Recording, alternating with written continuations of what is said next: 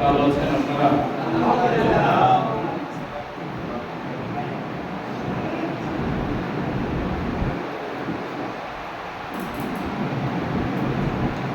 এই পাশে কিছু আমরা আছেন, তো আগে আসলেন, কেউ আসলে সুবিধা হবে না।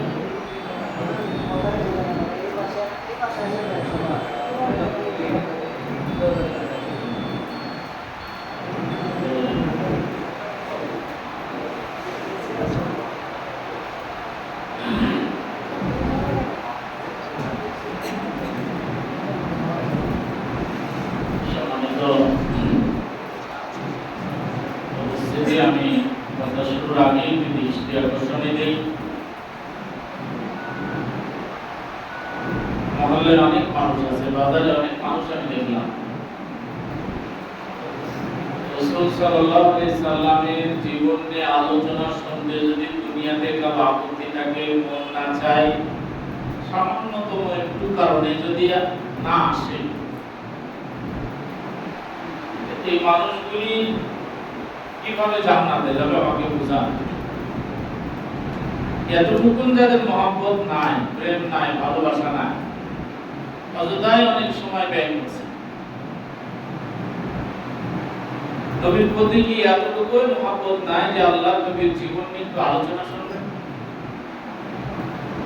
এইটুকু ভালোবাসা যদি এখনো না জন্মে, কলিজায় না থাকে, অন্তরে না থাকে,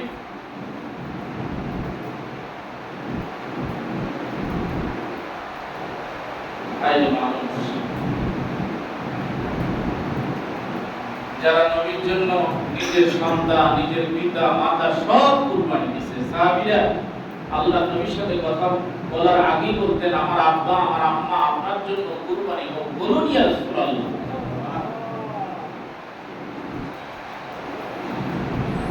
আর নবীর জীবনী নিয়ে আলোচনা শুনবেন, এজন্য একটু বিড়ি খাওয়াতে বাদ দেবেন, ওই কুরবানিটুকুও পাচ্ছেন না।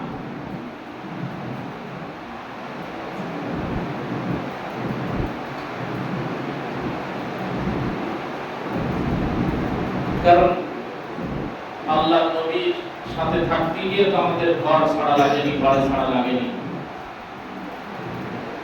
মুহাম্মদ সাল্লাল্লাহু আলাইহি সাল্লামের প্রতি প্রেম ভালোবাসা তাদের ছিল। তারা পরীক্ষা দিয়ে পাশ করেছিল, যারা ঘোষণা দিয়েছিল যে নবী আমার প্রিয় রাসূল, আমার নেতা, আমার নবী, কথা বলার কারণে যাদেরকে দেশ ছাড়তে হয়েছিল, বাড়ি ছাড়তে হয়েছিল, ঘর ছাড়তে হয়েছিল, স্ত্রী পরিবার সব ছেড়ে যেতে হয়েছিল। আল্লাযীনা আমানু ওয়া হাজারু ওয়া জাহাদু ফি সাবিলিল্লাহ। আল্লাহ রাসূলকে বিশ্বাস করার কারণেই, নবী বলে মানার কারণেই যাদের ঘরবাড়ি ছাড়া লাগছিল। আল্লাহ বলে উলাইকা ইয়ারজুনা রাহমাতাল্লাহ, এই লোকগুলো আল্লাহর রহমতের আশা করতে পারে। আর আমরা নবীর প্রতি প্রেম নাই, ভালোবাসা নাই। আল্লাহ নবীর জীবনের একটা বই যদি বাড়িতে খোঁজ করা হয়, কয় বাড়িতে পাওয়া যাবে বলেন?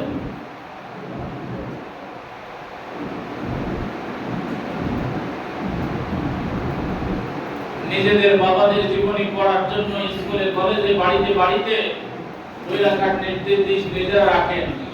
আল্লাহ নবীকে এত কম ভালোবাসেন যে নবীর একটা জীবনী আজ পর্যন্ত পড়েননি, একটা জীবনীর বই আপনার বাড়িতে নাই। এগুলো আত্মসমালোচনা করেন না? রাগ করলেন আপনারা? রাগ করলেন? এটা আত্মসমালোচনা করেন, সিদ্ধান্ত নেন আজই একটা আল্লাহ নবীর জীবনী কিনে বাড়িতে বসে পড়বেন, সবাইকে শোনাবেন। আমাদের গ্রাম, আমাদের প্রেম, আমাদের ভালোবাসা যদি এই হয়,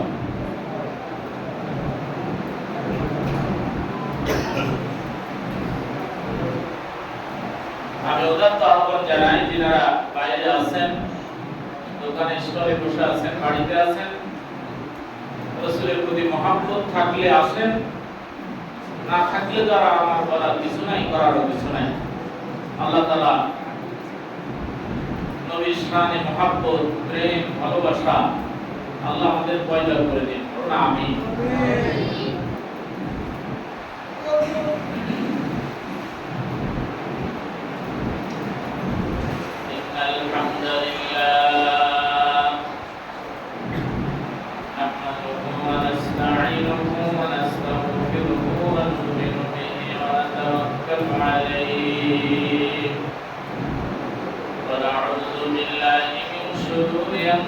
أنفسنا ومن سيئات أعمالنا من يهد الله فلا مضل له ومن يضلل فلا هادي له ونشهد أن لا إله إلا الله وحده لا شريك له ونشهد أن سيدنا وحبيبنا ومولانا محمدا عبد الله ورسوله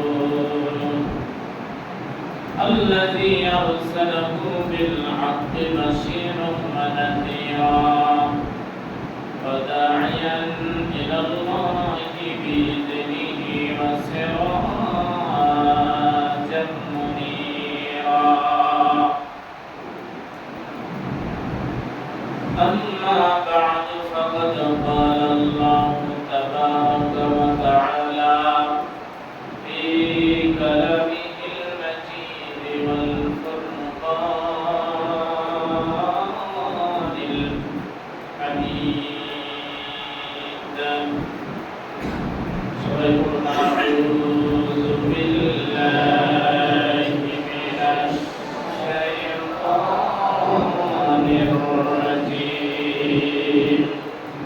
بسم الله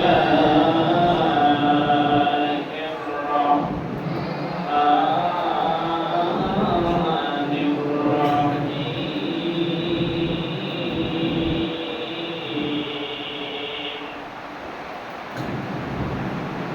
لقد كان لكم في رسول الله أسوة حسنة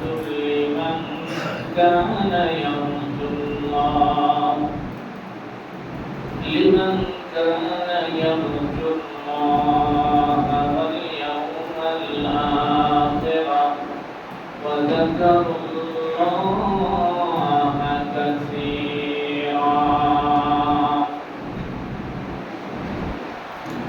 وقال عليه الصلاة والسلام من أحب سنتي فقد أحبني ومن أحبني كان معي في الجنة أو كما قال عليه الصلاة والسلام وقال عليه الصلاة والسلام في حديث أخرى لا يؤمن أحدكم حتى أكون أحب إليه من والده وولده والناس أجمعين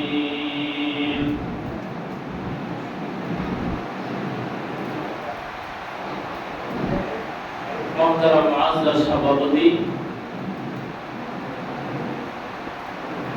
সিরাতুন নবী সাল্লাল্লাহু আলাইহি সাল্লাম উপলক্ষে আয়োজিত আজকের এই অনুষ্ঠানের সংগ্রামী সভাপতি প্রধান অতিথি বিশেষ অতিথিবৃন্দ অত্র মসজিদের সম্মানিত ইমাম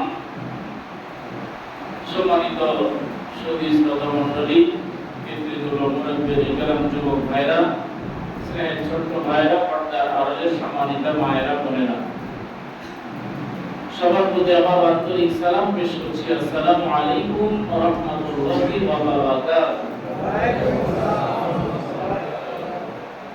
শুকরিয়া আদায় করছি মহান আল্লাহ তাবারক তাআলা যিনি আমাদেরকে বাছাই করে আল্লাহ নবীর শান মান আর নবীর প্রেমে এখানে এক জায়গায় বসে তার জীবন থেকে আলোচনা করার সৌভাগ্য সুযোগ পরিবেশ দান করলেন সেই মহান মনিবের দরবারে শুকরগুজার হচ্ছি সকলেই জামাত করে পড়ছি আলহামদুলিল্লাহ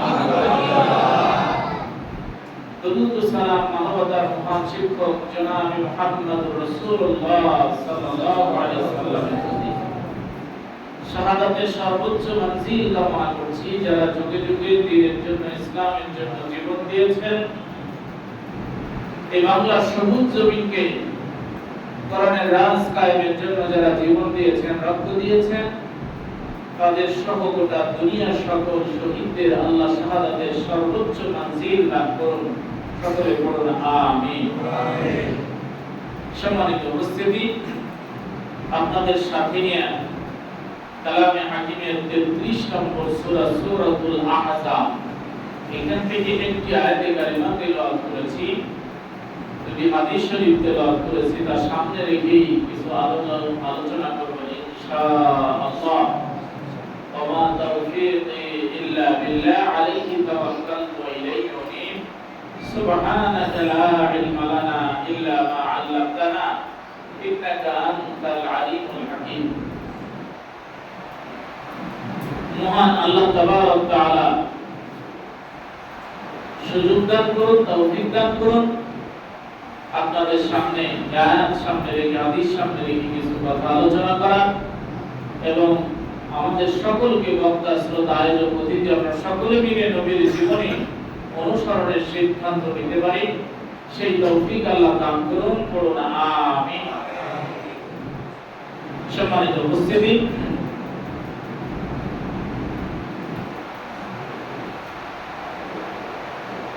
আমি খুব সংক্ষিপ্ত আকারে এই আয়াতকে সামনে রেখে আলোচনা করব। রাসূল সাল্লাল্লাহু আলাইহি সাল্লামকে আমাদের জীবনের আদর্শের জন্য একটা মডেল বানিয়েছেন। দেখে দেখে সব কাজ করার জন্য মডেলকে মুহাম্মদুর রাসূলুল্লাহ সাল্লাল্লাহু আলাইহি সাল্লাম। আচ্ছা বলেন, এই মসজিদে আপনারা নামাজ পড়েছেন, ইমাম সাহেব যদি এশার নামাজ 5 রাকাত পড়ায়, আপনারা পড়বেন না? পড়বেন না? পড়বেন। পড়বেন তো? আসতে বলতেছেন যে মনে হচ্ছে যে সমস্যা কি হুজুর? নামাজ ভালো জিনিস না, আল্লাহর ইবাদত না, তো হুজুর বেশি পড়ালে সমস্যা কি? ভুল করে পড়াতে চাইলেও কি করবেন? লোকমা দিবেন।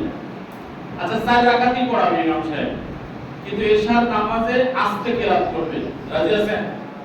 কারা কারা? নাই। কেন?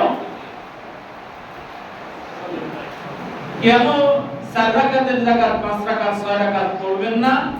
কেন ওই 4 রাকাতই পড়াবে, সূরা ফাতিহা আর একটা সূরা দিয়েই পড়াবে, নিয়ম মোতাবেকই পড়াবে, কিন্তু শুধু এশার নামাজে আস্তে কিরাত করবে?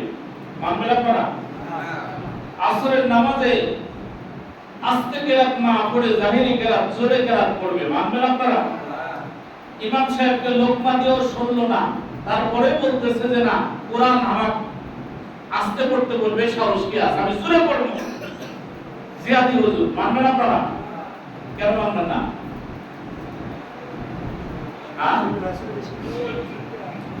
কোরআন হাদিসে এইভাবে শিখাইছে, এর বাইরে মানবেন না। ইমাম সাহেবকে লোকমা দিলেও শুনলো না, ওই ইমাম সাহেবকে রাখবেন? বেতন বাড়াবেন? কমাবেন? কি করবেন? বেতনই দিব না, তাই না? ওই ইমাম সাহেবকে রাখবেন না। কেন? উনি সূরা যেখানে জোরে পড়া লাগবে ওখানে আস্তে পড়েছেন, অথবা যেখানে আস্তে পড়া লাগবে সেখানে জোরে পড়েছেন, এই তো অপরাধ। এতটুকু অপরাধে যদি ইমাম সাহেবের চাকরি আপনি রাখেন, তাহলে রাষ্ট্রের ইমামরা দিনের পর দিন, মাসের পর মাস, বছরের পর বছর, যুগের পর যুগ যারা আল্লাহর কোরআন নবীর সুন্নাহর বাইরে চলছে, তাদের চাকরি কিভাবে থাকে? কথা বুঝতে পারছেন? না, ওটা ইবাদত নয়। শতকরা 90 বেশি মুসলমান যে দেশে, সে দেশে ব্রিটিশ আর ইংরেজদের বস্তাবস্তা আইন দিয়ে কেমনে বিচার করেন আপনারা বলেন?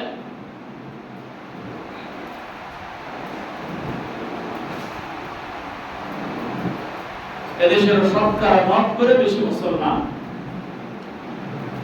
শুধু যত দোষ নন্দঘোষ বলে, শুধু ইমাম সাহেবের পিছনে নামাজ পড়তে এসে আপনি কোরআন হাদিস দেখে দেখে, হুজুরের চেহারা সুরত দেখে, দাড়ি মাপে, জুব্বা মাপে, তারপর কোনো মতো যদি শুনছে যে হুজুর ওই সুদী ব্যাংকের টাকা নিছে, লোন নিছে, ওরে গোটা গ্রাম ডেকে হুজুরের পা, আপনি পাড়ায় পাড়ায়, গ্রামে গ্রামে ওই এনজিও সন্ধান সবগুলো যে সুদী ব্যাংকের সাথে লেনদেন করে, গোটা রাষ্ট্র সুদী ব্যাংকের উপরে চলে, তখন তো আপনার মাসালা চলে না। তখন আপনার সুন্নাত যায় কোথায়? তখন আপনার ইসলাম যায় কোথায়? রাষ্ট্রের ইমাম যখন বাছাই করেন, তারিখুর, মক্কুর, গাঁজাখোর, বিড়ি খায়, নামাজ নাই, রোজা নাই, ওগুলাকে কুল্লা ভাষায় সিল মারে। রাগ করেন আপনারা? কোরআন হাদিস যদি মানবেন, খালি মসজিদে মানবেন, এই টেন্ডেন্সি কোথায় পাইছি আমরা? কোরআন হাদিস মানবেন, খালি হজ করতে যায় যে হুজুর দেখেন ভালো করে একটা যেন ভুল না হয়, কোরআন হাদিস অনুযায়ী হজ করতে আসছে অনেক টাকা খরচ করে।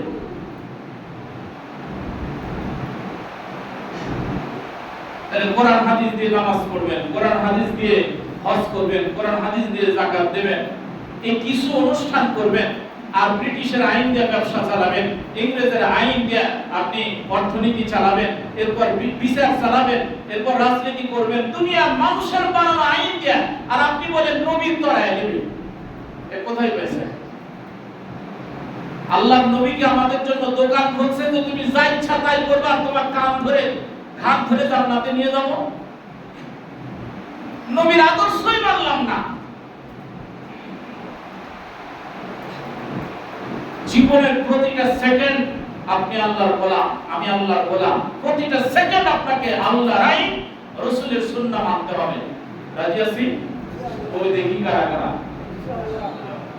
লিল্লাহি তাকবীর। আরে জোরে তাকবীর দেন। একজন বলতেছে যে এখনকার তাকবীর হবে 15.5 বছরের কাজা কাফারা সহ। লিল্লাহি তাকবীর। আল্লাহ কবুল করুন। আমিন। আমিন। তাহলে জীবনের প্রতিটা সেকেন্ড আপনি আল্লাহর গোলাম, প্রতিটা সেকেন্ড আপনাকে গোলামি করতে হবে। ঘুমাতে গেলেও, খেতে গেলেও, ব্যবসা করতে গেলে, বিয়ে করতে গেলে, তালাক দিতে গেলে, বিচার করতে গেলে, রাজনীতি করতে গেলে, কথা বলতে গেলে, এরপর অর্থনীতিতে, সমাজনীতিতে, পরিবারের নীতিতে, দুনিয়ার যত জায়গা আছে, যত কাজ আছে, সব জায়গায় আল্লাহর আইন আর রাসূলের সুন্নাহ মানা লাগবে। নির্দেশটা আল্লাহ। দেখেন যদি না মানি, যদি মানে আমরা তো মানি না, ওই তো বললাম খালি হুজুরের উপরে আমাদের যত রাগ, যত দাবি কার উপরে? হুজুরের উপরে। হুজুর যদি একটু এদিক ওদিক হয় হুজুর পাল্টাবেন, কিন্তু রাজনীতিবিদ যারা, তাদের কাছে আপনারা দুর্বল। ওরা ব্রিটিশের চালায়, ইংরেজের চালায়, বস্তাবলা চালায়, ওরা তারই লাইসেন্স দিক, মদের লাইসেন্স দিক, প্রতিটা লাইসেন্স দিক, ওদের পিছু পিছু ঘুরবে আর চা খাবে। ঠিক রাগ করেন আপনারা? যদি একটু বড় করে বললাম, কিন্তু বাস্তব কথা। আল্লাহ রাব্বুল আলামিন বলেন, ওয়া কানা লিমুমিনিন ওয়া লা মুমিনাতিন ইযা কাদাল্লাহু ওয়া রাসূলুহু আমরান আইয়াকুনা লাহুমুল খিয়ারাতু মিন আমরিহিম ওয়া মান ইয়াসিল্লাহা ওয়া রাসূলাহু ফাকাদ দাল্লা দালালাম মুবিনা।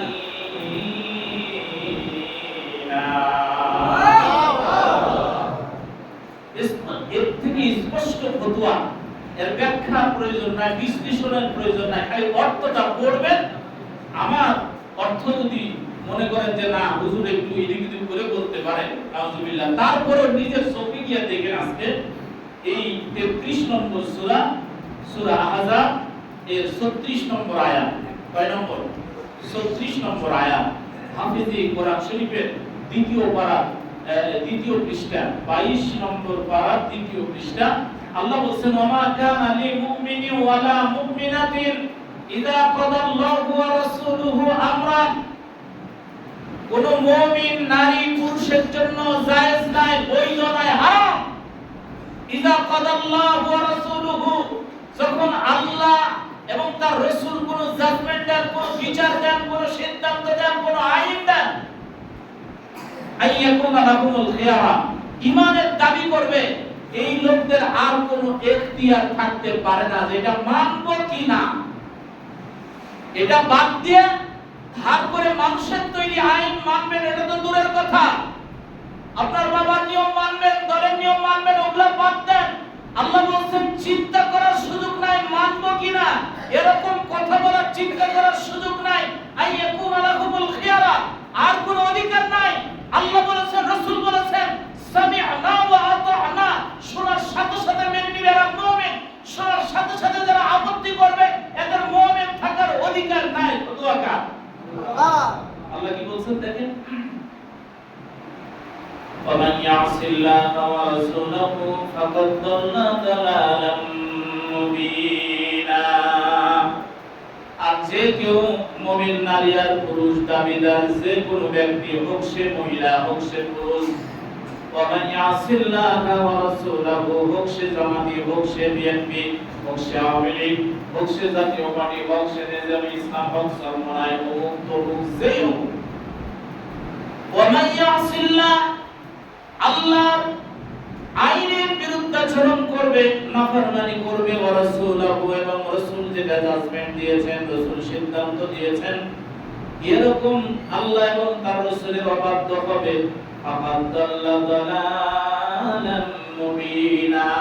স্পষ্ট এই গুমরাহিতে পথহারা পথভ্রষ্ট লোক, এর যোগ্য যত বড় হোক, এর পাগড়ি যত দামি হোক, এর ওয়াজ যত ভালো হোক, এর যত বংশ লোক হোক, আর যত নেতা হোক খেতা হোক, আল্লাহ আল্লাহর রাসূলের নির্দেশ অমান্য করার সাথে সাথে এর থেকে বড় গুমরাহ দুনিয়ায় নাই।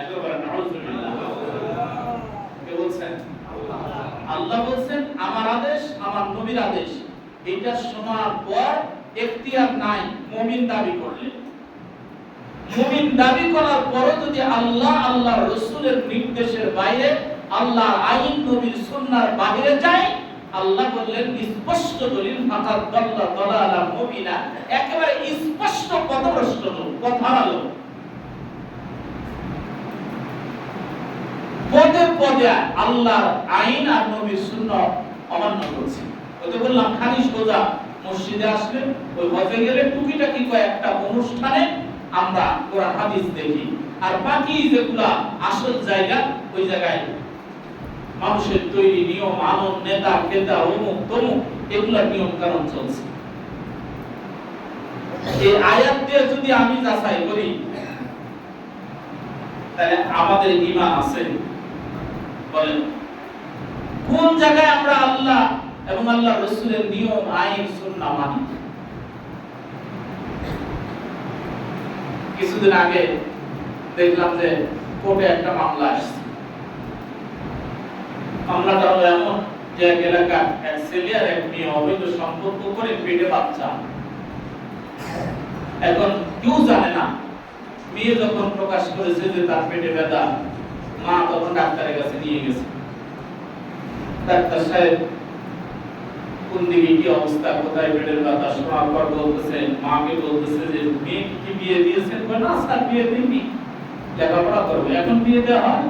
কোথায়, তো বয়স হয়নি। তো এখন পরীক্ষা নিরীক্ষা করার পর বলতেছে মেয়েকে বিয়ে দেননি, কিন্তু মেয়ের পেটে বাচ্চা আছে। ও আল্লাহ, কি বলেন স্যার, এ কি হলো? বাতাস লাগছে তাহলে? ডাক্তার সাহেব বলতেছে যে বাতাস লাগে পেটে বাচ্চা হবে। মেয়েকে জিজ্ঞাসাবাদ করে দেখেন, ঘটনা খারাপ আছে। এরপর জিজ্ঞাসাবাদ করে লাস্টে স্বীকার করেছে যে হ্যাঁ, ওই গ্রামের অমুকের ছেলে অমুকের সাথে এই ঘটনা। এবার পরিবারের লোকজনকে ডাকা হলো, ছেলে দেখে বলতেছে যে যেহেতু ছেলে আপনি অবৈধ সম্পর্ক করে এই পর্যন্ত গড়ায় গেছে, কাজেই দেরি করলে দুই পরিবারের সম্মান ইজ্জত থাকে না, এখন বিবাহ দিয়ে দাও। ছেলে পক্ষের লোকজন বলতেছে যে না, আমার ছেলে ধরনের কাজ করতে পারে না, আর আমি এই ঘরে সম্পর্ক করবো এটা হয় না, এত বড় লোক মানুষ আর ওই ঘরের মধ্যে যাব। ছেলেকে পালায় দিয়েছে, দূরে সরায় দিয়েছে। কন্যা পক্ষের লোকজন মামলা করেছে, কোর্ট থেকে তারা সমন জারি করেছে, গ্রেফতারি পরোয়ানা জারি করেছে, ঘটনার সত্যতা পেয়ে লাশ পর্যন্ত ছেলে যেতে হবে দেখে আত্মসমর্পণ করে বলছে যে স্যার, আমাকে কি মাফ করা যায় না, মার্সি করা যায় না, আমি ওই মেয়েটাকে বিয়ে করব, যেটা আমি ব্রাহ্ম সালিশে সিদ্ধান্ত নিয়েছিলাম, আমি ওটাই মেনে নিচ্ছি, আমি বিবাহ করব। আদালত বলছে তাহলে সমস্যা নাই, এখনই কাজী ডেকে বিয়ে দিয়ে দিব। রাজি স্যার, তাহলে আসলে যাওয়া লাগবে না। এরপরে কাজী সাহেবকে ডেকে মহারানা একটু বেশি করে বেঁধে বিয়ে দিয়ে বসে যাও, সুখের সংসার করো। আল্লাহ বলেন, গোলাম, এই ধরনের বিচারকদের ডেকে বলবেন, গোলাম বল, এই আইন কোথায় পাইছিস? এতদিন জেনা ব্যভিচার করে পেটের মধ্যে বাচ্চা আসবে, এখন তুই বিয়ে দিয়ে বলছিস যে যা সুখের সংসার করো। বিয়ে দেওয়ার পর বকশি বাঁধা করে খাওয়া দাওয়ার নিয়ম আছে না? আল্লাহ সে হাসলের খাওয়া খান। আল্লাহ বলবেন, কোথায় পাইছিস? এই বিচার তোরে কে শিখালো? তুই কেবলই নামাজ পড়ে আসলে রায় ঘোষণা করলি। এত নামাজের, তোমার নামাজের মূল্য নাই আল্লাহর কাছে।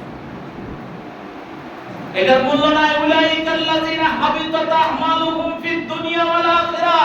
আল্লাহর আইন রাসূলের সুন্নাহ যারা মানে না, এরা যত ভালো কাজ করবে, হাবিতাত আমালুহুম ফিদ দুনিয়া ওয়াল আখিরাহ, এদের আমল দুনিয়াতেও বরবাদ, আখিরাতেও বরবাদ। কোন জায়গায় এদের আমলের দাম নাই। কে বলছেন? দেখেন আরেকটা আয়াত আল্লাহ রাব্বুল আলামিন বলছেন, হে নবী, সেই লোকগুলোকে আপনি দেখছেন, এদের চরিত্র সম্পর্কে আপনি জানেন? কাদের? যাদেরকে আমি কিতাব দিয়েছি। ইহুদি খ্রিস্টান এদের কি কিতাব দিয়েছে? আহলে কিতাব। কিতাব আমরাও পাইছি, পাইনি? শ্রেষ্ঠ কিতাব পাইছি, সুবহানাল্লাহ। এমন শ্রেষ্ঠ কিতাব, যে কিতাব আসলে অন্য কিতাব সব বন্ধ, সুবহানাল্লাহ। এমন রাসূল, এমন নবী পাইলাম, যে নবী, যে রাসূল আসলে অন্যান্য নবীদের রিসালাত, নবুয়ত বাতিল। এই সূরার মধ্যে একটা আয়াত আছে,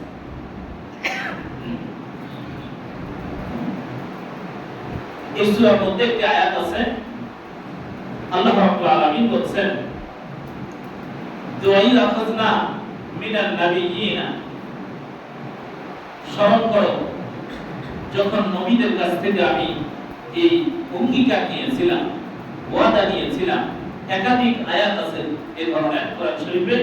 আল্লাহ রাব্বুল আলামিন নবীদের কাছে ওয়াদা নিয়েছেন এর মধ্যে যে লাম্মা আতাইতুকুম মিন কিতাবিন ওয়া হিকমাতিন সুম্মা জাআকুম রাসূলুম মিন আনফুসিকুম, যখনই এই কিতাব আসবে, যখনই আমার রাসূল আসবে, শেষ নবী আসবে, তখন তোমরা লা তুমিনুন্না বিহি ওয়া লা তানসুরুন্না, নবীদেরকে বলতেছেন তোমরা ওই নবীকে নবী হিসাবে ঈমান আনবে, বিশ্বাস করবে, ওয়া লা তানসুরুন্না, এবং ওই নবীকে সহযোগিতা করবে। সুবহানাল্লাহ। তোমার নবুয়তের আর দরকার নাই, তোমার কিতাবের আর দরকার নাই, এখন ওই কিতাব বাদ দিয়ে কিতাব মানতে হবে। তাই একজন নবী তার রিসালাতকালীন সময়ে যখন আল্লাহর নবীর রিসালাত আসবে, ওইটা বাদ। উনি নবী হওয়ার পরও ওনার নবুয়ত, ওনার রিসালাত আর প্রচার করবেন না, মানবেন না, মানতে বলতে পারবেন না। সেই জায়গায় কোন সাহসের নবীর রিসালাত চলাকালীন বাপের নিয়ম, দলের নিয়ম প্রতিষ্ঠা করবেন, মানবেন, এই জন্য জীবন দিবেন, সংগ্রাম করবেন, বক্তৃতা দিবেন? কোথায় পাইছেন? ডাক্তার সাহেব, নবী আসলে নবীর রিসালাত থাকে না। এই নবী আসলে আরেকজন নবীর রিসালাত বাদ, কিতাব বাদ, ওনার নবুয়ত বাদ। আল্লাহ বলেন লা তুমিনুন্না বিহি, এখন আমার নবীর প্রতি ঈমান আনেন, নবীর রিসালাতের প্রতি ঈমান আনেন, ওয়ালা তানসুরুন্না, তাকে সহযোগিতা করেন, তার দ্বীন প্রচার করেন, তার কিতাব তার উপরে নাযিল করে কিতাব আপনি প্রচার করেন, তার সুন্নাহ প্রতিষ্ঠা করেন, নিজেও মানবেন। এটা মানার জন্য জাতিকে বলবেন আপনারটা বাদ। নবী হওয়ার পরেও যদি আল্লাহর নবীর রিসালাত আসার পরে কেউ মানতে চায়, উনি নবী হওয়ার পরেও জান্নাতে যেতে পারবে না। আমরা দলের আইন মানে, ব্রিটিশের আইন মানে, ইংরেজের আইন মানে, দলের নেতার সুন্নাহ মানে, নিয়ম মানে, আইন মানে ভালোবেসে জান্নাতে যাব, এই আশা করা কত দুর্বোকামি নিজেরা চিন্তা করেন। ঈসা আলাইহিস সালাতু ওয়াস সালাম আসবেন, এসে কি ওনার উপরে কিতাবের দাওয়াত দিবেন না এই কিতাবের দাওয়াত দিবেন? এই ঈসা আলাইহিস সালাতু ওয়াস সালাম আসার পর যদি ওনার উপরে নাযিলকৃত ইনজিলের আইন না চলে, আপনার দেশে সরকারের প্রবেশে মুসলমানিয়া দেশে কিভাবে ব্রিটিশের আইন, ইংরেজদের লিখিত, ওদের নিয়ম দিয়ে লিখিত সংবিধান কিতাব কেমনে চলে? মুসলমান বুঝতে পারছেন কথা? ইমানের দাবি করার একটা ন্যূনতম স্তর থাকা লাগে, যেখানে নবীর নিয়ম চলছে না, নবীর সুন্নাহ বাদ হয়ে যাচ্ছে। এই নবীর সুন্নাহ আসার কারণে নবীর উপরে নাযিলকৃত কিতাব বাদ হয়ে যাচ্ছে কোরআন আসার কারণে। ইহুদি খ্রিস্টানরা কিতাব আসার পর তাদের অভ্যাস ছিল যে আয়াতটা আমি বলতে লাগছিলাম, আল্লাহ বলছেন, হে নবী কিতাবওয়ালাদের দেখছেন তাদের আচরণ কেমন ছিল জানেন? আলাম তারা ইলাল্লাযীনা উতু নাসীবাম মিনাল কিতাবি ইউদআউনা ইলা কিতাবিল্লাহি লিয়াহকুমা বাইনাহুম সুম্মা ইয়াতাওয়াল্লা ফারীকুম মিনহুম ওয়া হুম মু'রিদুন।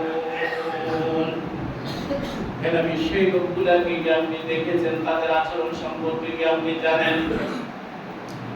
উতু নাসীবাম মিনাল কিতাবি, যাদেরকে আমি কিতাবের একটা অংশ দিয়েছিলাম, তাওরাত দিয়েছিলাম, ইনজিল দিয়েছিলাম।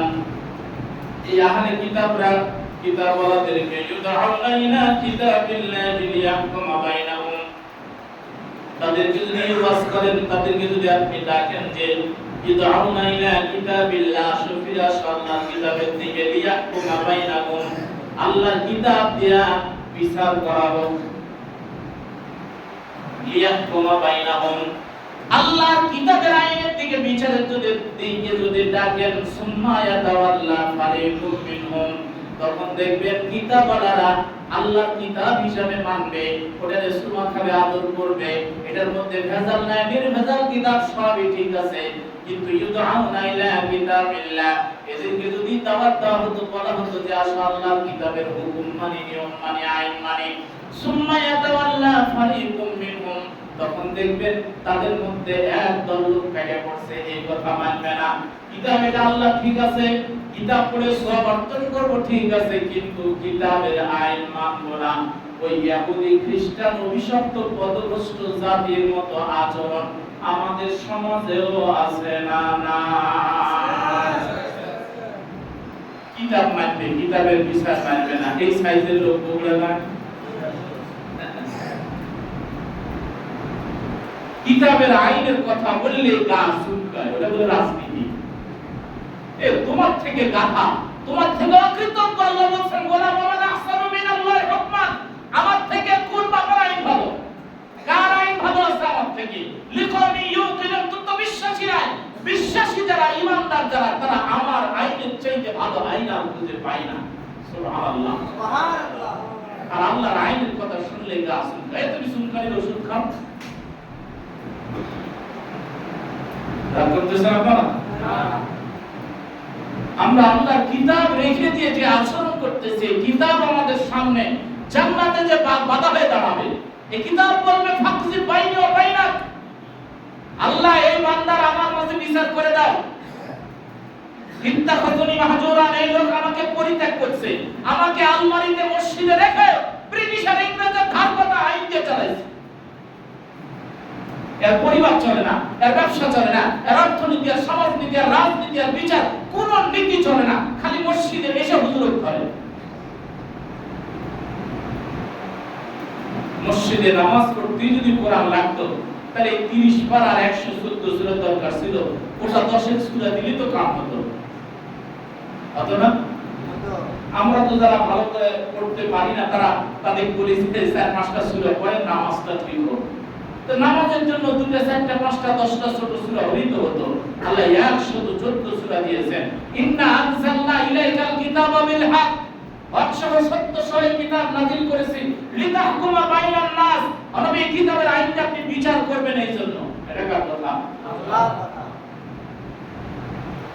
ফালা রাব্বিকা লা ইউমিনুনা হাত্তা ইউহাক্কিমুকা ফীমা শাজারা বাইনাহুম, এ মুমিন ততক্ষণ হতে পারবে না, আপনার রবের শপথ, লা ইউমিনুনা, তারা কখনো ততক্ষণ মুমিন হতে পারবে না, হাত্তা ইউহাক্কিমুকা ফীমা শাজারা বাইনাহুম, যতক্ষণ না পরস্পরের বিচার মীমাংসায় আপনার জাজমেন্টকে না মেনে নেবে। শুধু মেনে নেওয়া নাই, আল্লাহ আল্লাহ রাসূলের বিচার মীমাংসা মেনে নিতে হবে সন্তুষ্ট চিত্তে। সুম্মা লা ইয়াজিদু ফি আনফুসিহিম হারাজাম মিম্মা কাদাইতা, কোরআনের আইন, রাসূলের আইন মানার ক্ষেত্রে অন্তরের মধ্যে যদি একটু ব্যথা থাকে, কষ্ট থাকে, তাহলে ঈমানই থাকবে না। কার কথা? আল্লাহু আকবার। আর গোটা কিতাব রেখে দিয়ে নিজেরা আইন বানায়া চালাচ্ছে। এই জাতি কেমনে জান্নাতের আশা করে? আমার তো চিন্তা করলে আয়াতগুলো পড়লে আমার শরীরের রোগ খারাপ হয়ে যাবে। কোন জায়গায় আছি? কোরআনের আইন এই ওয়াজটা পর্যন্ত মসজিদে বসে ঠিক মতো করা যাবে না, বললেই ওই হুজুরের সকালবেলা চাকরি গেল না। এই জাতীয় সভাপতি, এই দায়িত্বশীল সমাজে এখন আছে না? হুজুর বদলাইছে।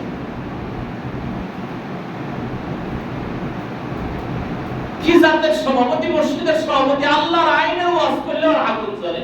তুমি সভাপতি হওয়ার জায়গা পাওনি, তুমি টয়লেটের সভাপতি হও, মসজিদের সভাপতি হতে কিছু নাই। কিন্তু টয়লেটের সভাপতি হতে পারবে না, কারণ টয়লেটে যাওয়ার আইন সুন্নাহ কোরআন হাদিসে আছে না? আছে। তুমি কোরআন সুন্নাহ মানবা না, তুমি সভাপতি আসছো, তোমার টয়লেটের সভাপতি হওয়ার যোগ্যতা নাই, মসজিদের সভাপতি হতে আসছে। টয়লেটে যাওয়ার নিয়ম কোরআন হাদিসে আছে না? কিভাবে যাবেন, কোন দোয়া পড়বেন। টয়লেটে অবাধ্য শয়তান থাকে, জিন থাকে, মিনাল জিন্নাতি ওয়ান নাস। এই মানুষ শয়তান আর জিন শয়তান যেমন বাইরে থাকে, আর টয়লেটে থাকে সবচেয়ে জঘন্য নির্লজ্জ বেহায়া শয়তান। এজন্য নিয়ম মেনে যখন যাবেন শয়তান, আর যদি নিয়ম না মানে তাহলে টয়লেট থেকে শয়তান আপনার পিছে লাগবে। মেয়েদের যত শয়তান পাশে লাগে বেশিরভাগ টয়লেট থেকে আসে। টয়লেটে দোয়া করে না। আল্লাহ নবী বলেছেন তোমার অঙ্গ নিয়ে খেলাধুলা করবে শয়তান, তুমি যদি দোয়া না পড়ে ভিতরে ঢোকো, তুমি যদি নিয়ম না মেনে নবীর সুন্নাহ না মেনে ভিতরে ঢোকো। আরে টয়লেটে ঢুকলে নবীর সুন্নাহ মানা লাগে, আর তুমি বঙ্গভবনে ঢুকবা, তুমি সংসদে ঢুকবা আর নবীর নিয়ম মানবা না, তোমার সাথে পাগল আর দুনিয়ায় কি আছে? তোমার সাথে বেকুব আর কি আছে? যেখানে টয়লেটের নিয়ম থাকে সেখানে বলে সংসদের নিয়ম নাই, এ পাগল। এই মানুষ আল্লাহ রাব্বুল আলামিন বলেন ওয়ামান লাম ইয়াহকুম বিমা আনজালাল্লাহ ফাউলাইকা হুমুজ জালিমুন। আমার নাযিলকৃত বিধান আইন যারা মানে না এরা জালেম, এরা মানুষের উপরে জুলুম করে, অত্যাচার করে। এইজন্য আল্লাহ নিয়ম মানে না, নিজের আইন বানায় যত জুলুমের আইন, সব জুলুমের আইন তৈরি করে জুলুম নির্যাতন নির্ণয় করবে। আল্লাহ বলেন ফাউলাইকা হুমুজ জালিমুন, আমার আইনে যাদের সুলকায়, যাদের এলার্জি, যারা মানে না এরা জালেম। কত আকা আল্লাহ কোনদিন আর ন্যায় বিচার করতে পারবে না। আমি একটা হাদিস বলি, আল্লাহর আইন নবীর সুন্নাহ কেন মানবেন? কেন মানবেন? আল্লাহ কেন দিলেন? ওটা যদি কঠিনই হতো আল্লাহ কেন দিলেন? এটা হাদিস বলে আমি একটু সামনের দিকে যাই, কষ্ট হচ্ছে আপনাদের? এটা আলিম ক্লাসে পড়ানো হয়, মিশকাতুল মাসাবি যে হাদিস গ্রন্থটা পড়া হয় আলিম ক্লাসে, এই হাদিস বইতেই হাদিসখানা আছে। হযরত উবাদা ইবনে সামিত রাদিয়াল্লাহু তাআলা আনহু তিনি বর্ণনা করেছেন, তিনি বলছেন যে এইভাবে গোল হয়ে আমরা আল্লাহর নবীর কাছে বসা আছি, নবী আমাদের নিয়ে কথাবার্তা বলতেছেন। এমন সময় আল্লাহর নবী বললেন যে আমার কাছে তোমরা বায়াত গ্রহণ করো, এই মর্মে। যেটা বলেন সুবহানাল্লাহ। দেখেন বায়াত কিসের উপরে দিবেন এই হাদিস থেকে একটু আন্দাজ পাবেন। আল্লাহর নবী বলছেন হে আমার সাহাবীরা, তোমরা আমার কাছে এই মর্মে বায়াত গ্রহণ করো যে তোমরা আল্লাহর সাথে কাউকে শিরিক করবে না, লা তুশরিকু বিল্লাহ। তাহলে প্রথম বায়াত কি? বায়াতের প্রথম সবক যিনি পীর সাহেব ও মুরিদদেরকে প্রথম বায়াত দিতে হবে, আলা আল্লাহ তুশরিকু বিল্লাহি শাইয়ান, আল্লাহর সাথে কাউকে শিরিক করবে না। এই অঙ্গীকার দাও, এই ওয়াদা দাও, আমার হাতে হাত রেখে তুমি ওয়াদা করো। যদি পারো তাহলে আসো।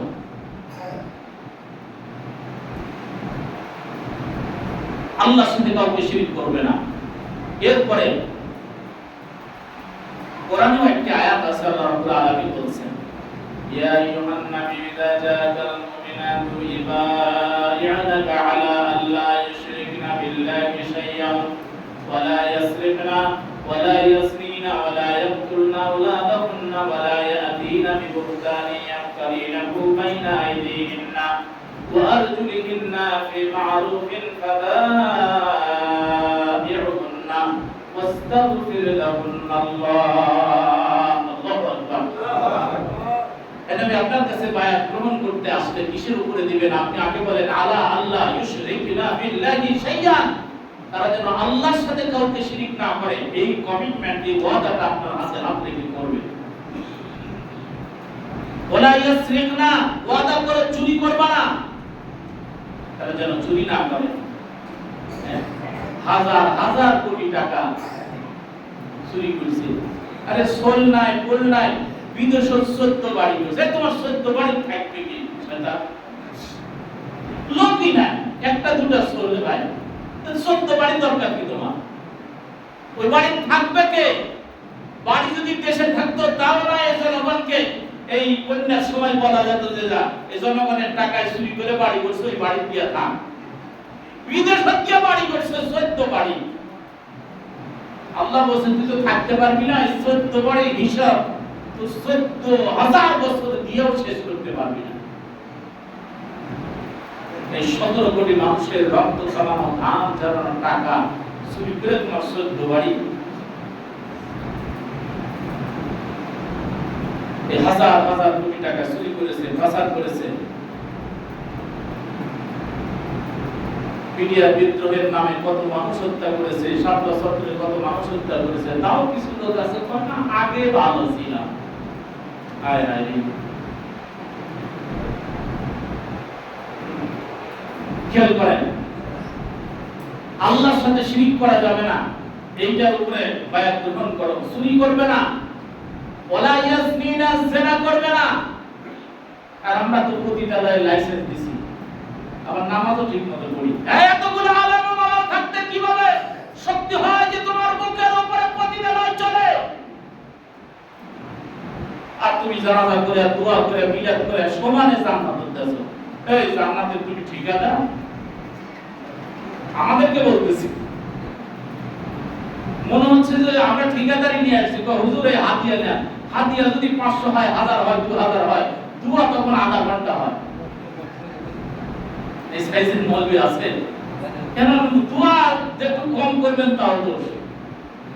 হুজুর ভালো করে দোয়া করেন, এই নেন আরো 500 রাখেন। কেন পুষ্টি শুদ্ধা নাম বলতে বলতে কেউ বাপ করলো, তখন পুষ্টি করে আবার বলছে যে আমার বইনের কথা বলছিলাম, বললো অকটা এক সময় দোয়া করতে করতে বলছে যে আল্লাহ জাহান্নামে একটা ভালো জায়গা দিন। বুঝলেন? এবার জাহান্নামে ভালো জায়গা খুঁজতেছি। এই জন্য আল্লাহ বলছেন জিনা করবি না। এরপর ওয়ালা ইয়াসমিনা ওয়ালা ইয়াকতুলনা আওলাদাহুন্না, সন্তান হত্যা করবে না। এটার উপরে বায়াত না। আল্লাহ বলে তুই খাবারের ভয়ে সন্তান হত্যা করবি? রিজিক তো তুই দিস না, নাহনু নারযুকু, রিজিকের দায়িত্ব আমার। যেই কাজ তোমার নাই, যেই দায়িত্ব তোমার নাই, সেই দায়িত্ব তুমি কেন নিতে গেছো? তুমি গোলাম, তোমার বস, তোমার 14 গোষ্ঠী গোলাম। তোমার কাজ হচ্ছে তুমি আমার গোলামি করবে, আমার চাকর।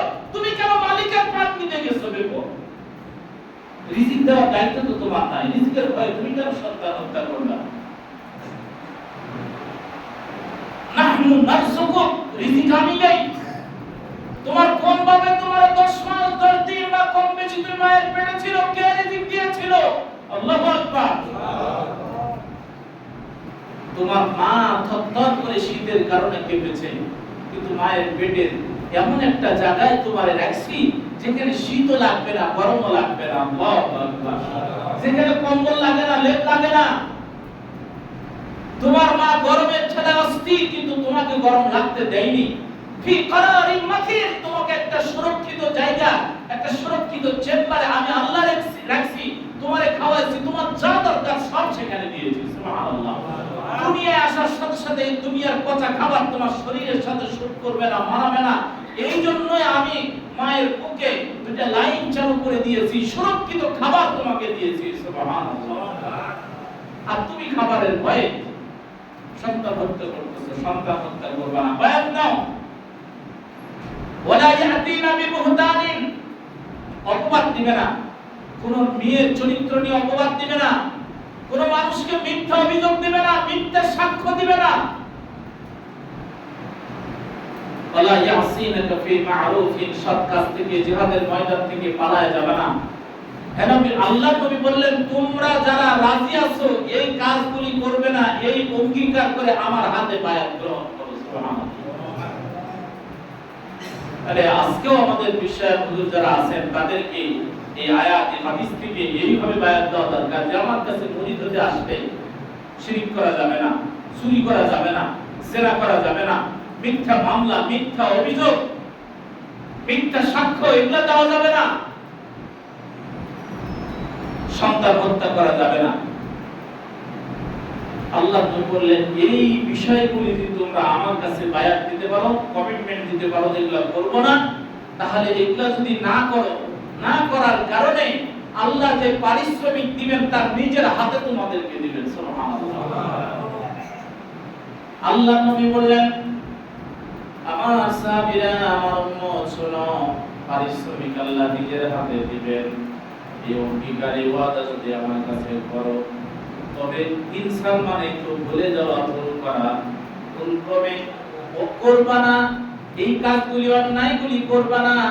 এই বায়াত নেওয়ার পর ওয়াদা করার পর ভুল ক্রমে যদি কোনো কাজ তুমি করে ফেলো, এরপর যদি আল্লাহ দেওয়া বিধানকে আইন দিয়ে তোমার বিচার হয়, দুনিয়াতে বিচার হওয়ার কারণে আল্লাহ কাফারা করে দিবেন, আখিরাতে আল্লাহ আর বিচার করবেন না। সুবহানাল্লাহ। দুনিয়াতে যদি আল্লাহর নিয়ম দিয়ে বিচার হয়, ভুল করে যদি এগুলো অপরাধ করে ফেলো, জেনা করছো, বিচার যদি আল্লাহর আইন দিয়ে হয়, আখিরাতে আল্লাহর বিচার করবে না, কারণ কাফারা হয়ে গেছে। দুনিয়াতে কার বিচার, কার আইন দিয়ে বিচার হয়েছে? আল্লাহ। এইজন্য আল্লাহ বলবেন যে আল্লাহ বলবেন বান্দা আমার আইন এই জন্য দিছি যে দুনিয়াতে লোকদণ্ড দিয়ে আমি যদি আখিরাতে মাফ করতে চাই, আখিরাতে তো আর এই ফাঁসি দিয়ে হবে না, আখিরাতে তো জাহান্নামের আগুন, ওটা তুই পারবি না, তোর শরীর সইতে পারবে না। আমি জানি তোর উপরে অনেক দয়া, তোর বাপ মা গোটা দুনিয়ার মানুষের চাইতে গোটা দুনিয়া আকাশ পৃথিবী জুড়ে এক ভাগ রহমত, আর আমার কাছে 99 ভাগ রহমত আছে। এই রহমতের কারণেই আমি দয়া করে তোরে বিচার দিছি, দুনিয়ায় বিচার কর, আখিরাতে আমার কঠিন বিচার তুই সইতে পারবি না। এজন্য আল্লাহর আইন দিয়ে যারা দুনিয়ায় বিচার করে, যারা বিচার পায়, এদের বিচার আর আখিরাতে হবে না। আর যারা আল্লাহর আইন মানে না, বিচার করে না, নবীর সুন্নাহ, নবীর জাজমেন্ট যারা মানে না, করে না, এদের বিচার ডবল হবে, দুনিয়াতেও হবে, আখিরাতেও হবে। ক্বালা লিকুল্লি দি'ফু ওয়ালাকিল্লা তা'লামুন। আল্লাহ বলতেছেন প্রত্যেকেরই ডবল হবে। যারা বিচার প্রার্থী আর যারা বিচার করে, এদের প্রত্যেকের ডবল বিচার হবে। কিন্তু এরা বুঝতে পারতেছে না, এরা বোঝে না, আল্লাহর আইনের কি গুরুত্ব বোঝে না। আল্লাহ বলেন তোমরা বুঝতে পারতেছ না। আমি একটা উদাহরণ শুনেছিলাম, একজন উদাহরণ দিতে গিয়ে বলেছিলেন যে এগুলো গ্রামের মাতব্বর, গ্রামের মন্ডল, ওই গ্রামের যত সমস্যা আছে, কোন বিচার আচার যা আসুক ওই মাতব্বরের কাছে আসে, মাতব্বর এগুলো সলভ করে, সমাধান করে, বিচার আচার করে। এইভাবে চলতে চলতে মাতব্বরের সাথে যদি কারো রাগারাগি থাকে, তাহলে বিচার একটু কি হয়, করা হয়। আর মাতব্বরের সাথে খাতির থাকলে, মাতব্বরকে সুযোগ সুবিধা দিলে বিচার একটু হালকা হয়। এই নিয়ম আমাদের সমাজেও আছে না নাই? দলীয় লোক হলে বিচার হয় না, মামলা দিতে গেলে দেয় না, অথবা কোনো মতো যদি বিচার হয় হালকা পাতলা দিয়ে ছেড়ে দেয়। বিচারে যদি সর্বোচ্চ আদালত যদি মৃত্যুদণ্ড হয় দেয়, তারপর রাষ্ট্রপতি নিজের দলের লোক হলে ইচ্ছা করলে ক্ষমা করতে পারে। এই আইনও আমাদের এই সংবিধানে আছে না নাই? আল্লাহ বলছে যার অপরাধ করলো, যার ক্ষতি করলো, আর একজন মাফ করার অধিকার তোমারে কে দিল? আমার প্রিয় মুসলিম, এই মাতব্বর গ্রাম চালাতে চালাতে হঠাৎ করে একদিন দেখা গেল যে মাতব্বর একটা অপরাধ করেছে, এলাকার জনগণ হাতে নাতে ধরছে, ধরার পর এখন বলতেছে এতদিন মাতব্বর বিচার করেছে, এখন বিচার হবে কার? এখন বিচার হবে মাতব্বরের। এখন গ্রামের যারা একটু গণ্যমান্য লোক আছে তাদেরকে বলছে তাহলে কি করা হবে, বিচার করা হোক। ওই বিচার তো করাই দরকার, কিন্তু মাতব্বরের বিচার কে করবে? ওর বিচার যদি আজকে করি, কালকে যদি দেখবি যে একটু এদিক ওদিক হলেই চুল থেকে পান বসলেই আমার ধরে পিটাবে। এখন ভয় আর কেউ বিচার করতে চায় না। একজন বলতেছে যে ভাই একটা কাজ করা যায়, বিচার আমরা গ্রামের মানুষকে করবো না, কিন্তু বিচারকের জন্য হায়ার করে নিয়ে আসা করি, সাদা দেওয়া লাগে, সবাই দিব। তো বলতেছে না, এই কথাটা পরামর্শটা খুব দামি, খুব ভালো, ঠিক আছে, তাহলে ব্যবস্থা করা হোক।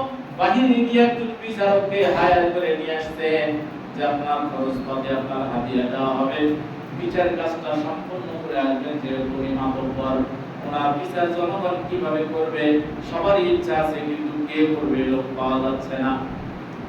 বিচারক রাজি আসছেন, মাতব্বরকে জানানো হলো যে আপনার বিচার করবে লোক একটা নিয়ে আসা হবে। বলছে ঠিক আছে, মনে মনে চিন্তা করছে কি বিচার করবে আমার দেখি। এখন নির্ধারিত দিনে বাহির থেকে একজন বিচারক হায়ার করে নিয়ে আসছেন। আসার পর বিচার বসার পর বিচারকের কাছে জিজ্ঞেস করলেন, এই জনগণ যে অভিযোগ করেছে ঘটনা কি সত্য? সত্য। এই জনগণ সবাই মিলে হাতে হাতে জায়গায় ধরেছে, ঘটনা সত্য। এখন বিচারক চিন্তা করতেছেন, একটু চিন্তা করতেছেন যে ইনি এখন সবটা বিচার করতেন, ওনার বিচার কেমনে করা যায়, অবস্থায় পড়েছেন। হঠাৎ করে চিন্তা করলেন, বুদ্ধি একটা মাথায় আসলো। বিচারক এবার গ্রামের লোকজনদের বলতেছে যে মাতব্বর যে অপরাধ করছে, এরকম অপরাধ কি গ্রামের কোনো মানুষ এর আগে করেছিল? একজন হাত তুলে দাঁড়ায় বলছে যে স্যার, হ্যাঁ আমি করেছিলাম। তো তুমি করেছো?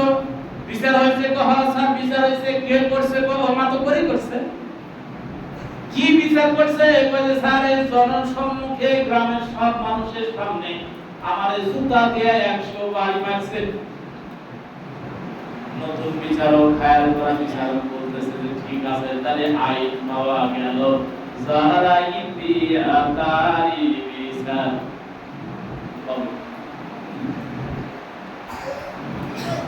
এখন বলতেছে, ফেসবুকে একজন লেখা দেখলাম, যে লেখা লিখ করছে আইন নাম্বার রেখে দেন, যারা আইন নাম্বার তৈরি করছে ওদের ধরে নিয়ে এসে ওই আইন নাম্বারে বিচার করা লাগবে না, 15 বছর রেখে দেন। যারা তৈরি করছে তাদের রেখে দেন। আরে একটা মানুষকে 10 বছর, 8 বছর, 12 বছর ধরে তার স্বামী, তার স্ত্রী, তার পরিবার, তার সন্তান এদের সাথে দেখা করলে এর থেকে অমানুষ। এটা পরিজাত টুকরা সন্তান যে আব্বাকে ছাড়া খায় না, আব্বাকে ছাড়া একজন ছোট্ট সন্তান বলতেছে আমাদের কি শরীর, আমাদের ইচ্ছুর হাইদের নামাজ পড়ে বাবার কবর জিয়ারত করে, অথবা বাবার কবর জিয়ারত করব সেই কবরও পাই না, বাবা আছে কিনা জানি না, চোখের পানি দিয়ে আমাদের ইচ্ছু হয়। এত কষ্ট কেন দিলেন? এই ছোট্ট মানুষগুলি চোখের পানি পাওয়া সহ্য করবেন কেন দিলেন? তো এখন ওই বিচারক বলতেছে যার আইন তার দিয়ে বিচার হবে। তো বলতেছে তাহলে জুতা জোড়া ভালো শক্ত জুতা নিয়ে আসো, যেহেতু তারই তৈরি করা আইন 100 জুতার বাড়ি সাইজ মতো দেওয়া হবে। এবার জুতা নিয়ে আসা মঞ্চে রাখা হয়েছে। বিচারক চিন্তা করতেছে এই জুতা বাড়ি না দিয়ে যদি একটা লঘুদণ্ড দিতাম, হালকা বিচার করতাম, তাহলে আজকাল এই জুতা বাড়ি লাগতো না। কি আইন, মরার আইন তৈরি করলাম। এখন এই মাতব্বর বলতেছে যে এটা ঠিক আছে, ওনারই তৈরি করা আইন, তবে উনি যেহেতু সম্মানী ব্যক্তি, আরেকটা সুযোগ, আরেকটা অপশন আমি দিতে চাই। কি অপশন? তো গ্রামের লোকজনকে বলতেছে যে দেশি পেঁয়াজ, একদম বড় সাইজের 100 পেঁয়াজ নিয়ে আসো। তো স্যার পেঁয়াজ কি করবে? কই নিয়ে আসো। নিয়ে আসছে, বলছে যে পেঁয়াজটা ছিলে একটা বাটিতে দাও, 100 পিস পেঁয়াজ। তো মনে করেন যে রাজশাহী তাহেরপুরের অধিকার দেশি সুন্দর গোল গোল বড় বড় দেশি পেঁয়াজ নিয়ে এসেছিলে, 100 পিস পেঁয়াজ রাখছে একটা বাটিতে, আর ওই জুতা জোড়া। এখন বিচারক করতেছে যে অপশন এ, এই জনগণের সামনে 100 জুতার বাড়ি। অপশন বি, ওইটা যদি আপনি না মনে করেন, তাহলে বি অপশন হলো 100টা কাঁচা পেঁয়াজ আছে, পানি ছাড়া সিবায়া খাওয়া নেই। এখন মাতব্বর চিন্তা করতেছে জুতা বাড়ি খেলে তার ইজ্জত থাকে না। চিন্তা করছে পেঁয়াজ খাওয়ার তো অভ্যাস আছে, ওই যে সকালবেলা পকোড়া ভর্তা দিয়ে খায়, তো ঠিক আছে তাহলে ওটাই পেঁয়াজ খাবো, অপশন বি। ঠিক আছে, তাহলে শুরু হোক।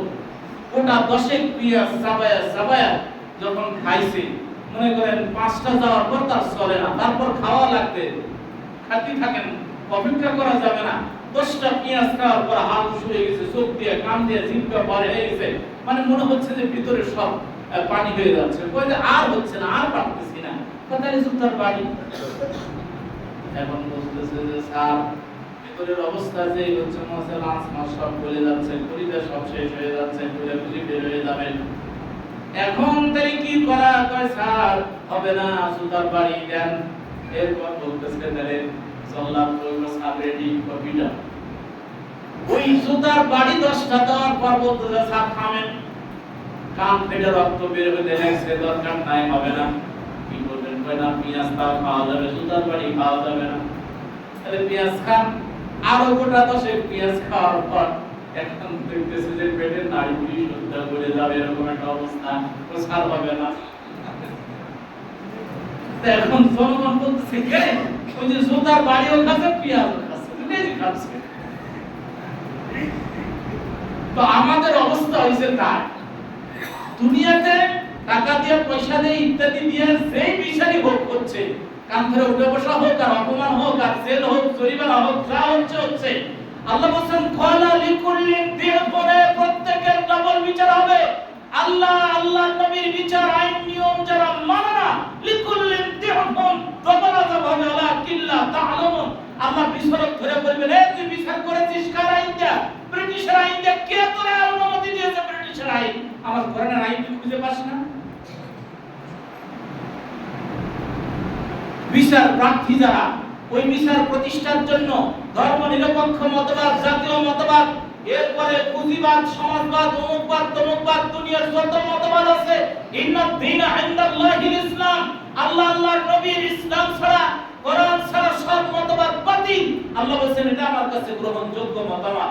এই জন্য আল্লাহ রাব্বুল আলামিন বলেন দুনিয়াতে যা হইতে হইছে, আখিরাতে আবার ডবল করে বিচার হবে। আল্লাহ আইন দিয়েছেন এই জন্য যে আমার আইন মেনে দুনিয়ায় যদি তোমরা চলো, বিচার করো, তাহলে ওই অপরাধের কারণে আর কিয়ামতের ময়দানে তোমাদের শাস্তি হবে না। আল্লাহ কাফারা করে দিবেন, maaf করে দিবেন। সুবহানাল্লাহ। একজন সাহাবী অপরাধ করেছে, জিনা করেছে, আল্লাহর নবীর কাছে এসে স্বীকার করে বলছে, কেউ দেখেনি। আল্লাহর নবীর কাছে এসে বলছেন আমি জিনা করছি, বিচার করেন। আল্লাহর নবী মুখ ফিরিয়ে নিয়েছেন, যাতে চলে যায়। আবার এসে বলছেন নবী গো, মুখ ফিরিয়ে নিন, আমার বিচার করে, আমি জিনা করছি। বলছে তোমার পেটে সন্তান আসছে জিনা করার মাধ্যমে? কয় হ্যাঁ। তাহলে তোমার বিচার হবে, কিন্তু আগে সন্তান প্রসব করো। সন্তান প্রসব করে আবার আসছে। আল্লাহর নবী বললেন ফেরত যাও, সন্তান দুধ পান করবে, তার হক আছে। 2 বছর যেতে না যেতে আবার এসে বলছে সে এখন খেতে পারে, আমার বিচার করেন। আমি বিচার, আল্লাহর বিচার না নিয়ে আমি মরতে চাই না। দুনিয়ার বিচার আমি সইতে পারবো, আখিরাতের বিচার আমি পারবো না। আল্লাহু আকবার। আল্লাহ নবী মাথা পর্যন্ত পুঁতি দিয়ে বললেন পাথর মেরে সঙ্গে সাফ করো। পাথর মেরে তাকে হত্যা করা হলো। এক ফোঁটা রক্ত এসে পড়লো। একজন বলল যে এমন একটা কাজ করলে যাতে করে পশুর মতো বা কুকুরের মতো মারা গেল। এই কথাটা আল্লাহ নবীর কানে গেলে বললেন, এই সাহাবী কি বললা? তুমি জানো এই মহিলা তার তওবা আল্লাহর দরবারে এমন ভাবে কবুল হয়েছে, গোটা দুনিয়ার সব অপরাধীকে ভাগ করে দিল, আল্লাহ সবগুলোকে maaf করে দিলেন। সুবহানাল্লাহ। দেখছেন, জিনা করার পর তওবা করেছে, আল্লাহর বিচার দুনিয়াতে হয়েছে। আল্লাহ নবী বললেন গোটা দুনিয়ার সব মানুষের তওবা কবুল হয়ে যাবে, এমন ভাবে সে তওবা করেছে। সুবহানাল্লাহ। তো বন্ধুরা, এই হচ্ছে আল্লাহর নবীর সুন্নাহ পাওয়ার পর, কোরআনের মতো একটা কিতাব পাওয়ার পর আমরা হাহাকার করে মানুষের দ্বারে দ্বারে ঘুরতেছি, সবক নিতে ঘুরতেছি। আল্লাহ বলেন গোলাম তোর সব সবক এখানে দেওয়া আছে। সুবহানাল্লাহ। ওয়ানাজ্জালনা আলাইকাল কিতাবা তিবয়ানান লিকুল্লি শাইইন ওয়া হুদান ওয়া রাহমাতান ওয়া বুশরা লিল মুসলিমিন।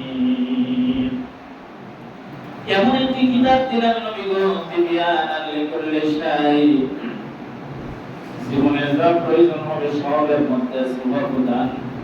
আল্লাহ বলেন হেদায়েত দিয়ে পরিপূর্ণ করে দিয়েছি, ও রহমত দিয়ে পরিপূর্ণ করে দিয়েছি, ও বুশরা লিল মুসলিমিন। এর বিধি বিধান যারা মেনে চলবে, কোরআনের নিয়ম কানুন যারা মেনে চলবে, আমি তাদেরকে জান্নাতের সুসংবাদ দিয়েছি। সুবহানাল্লাহ।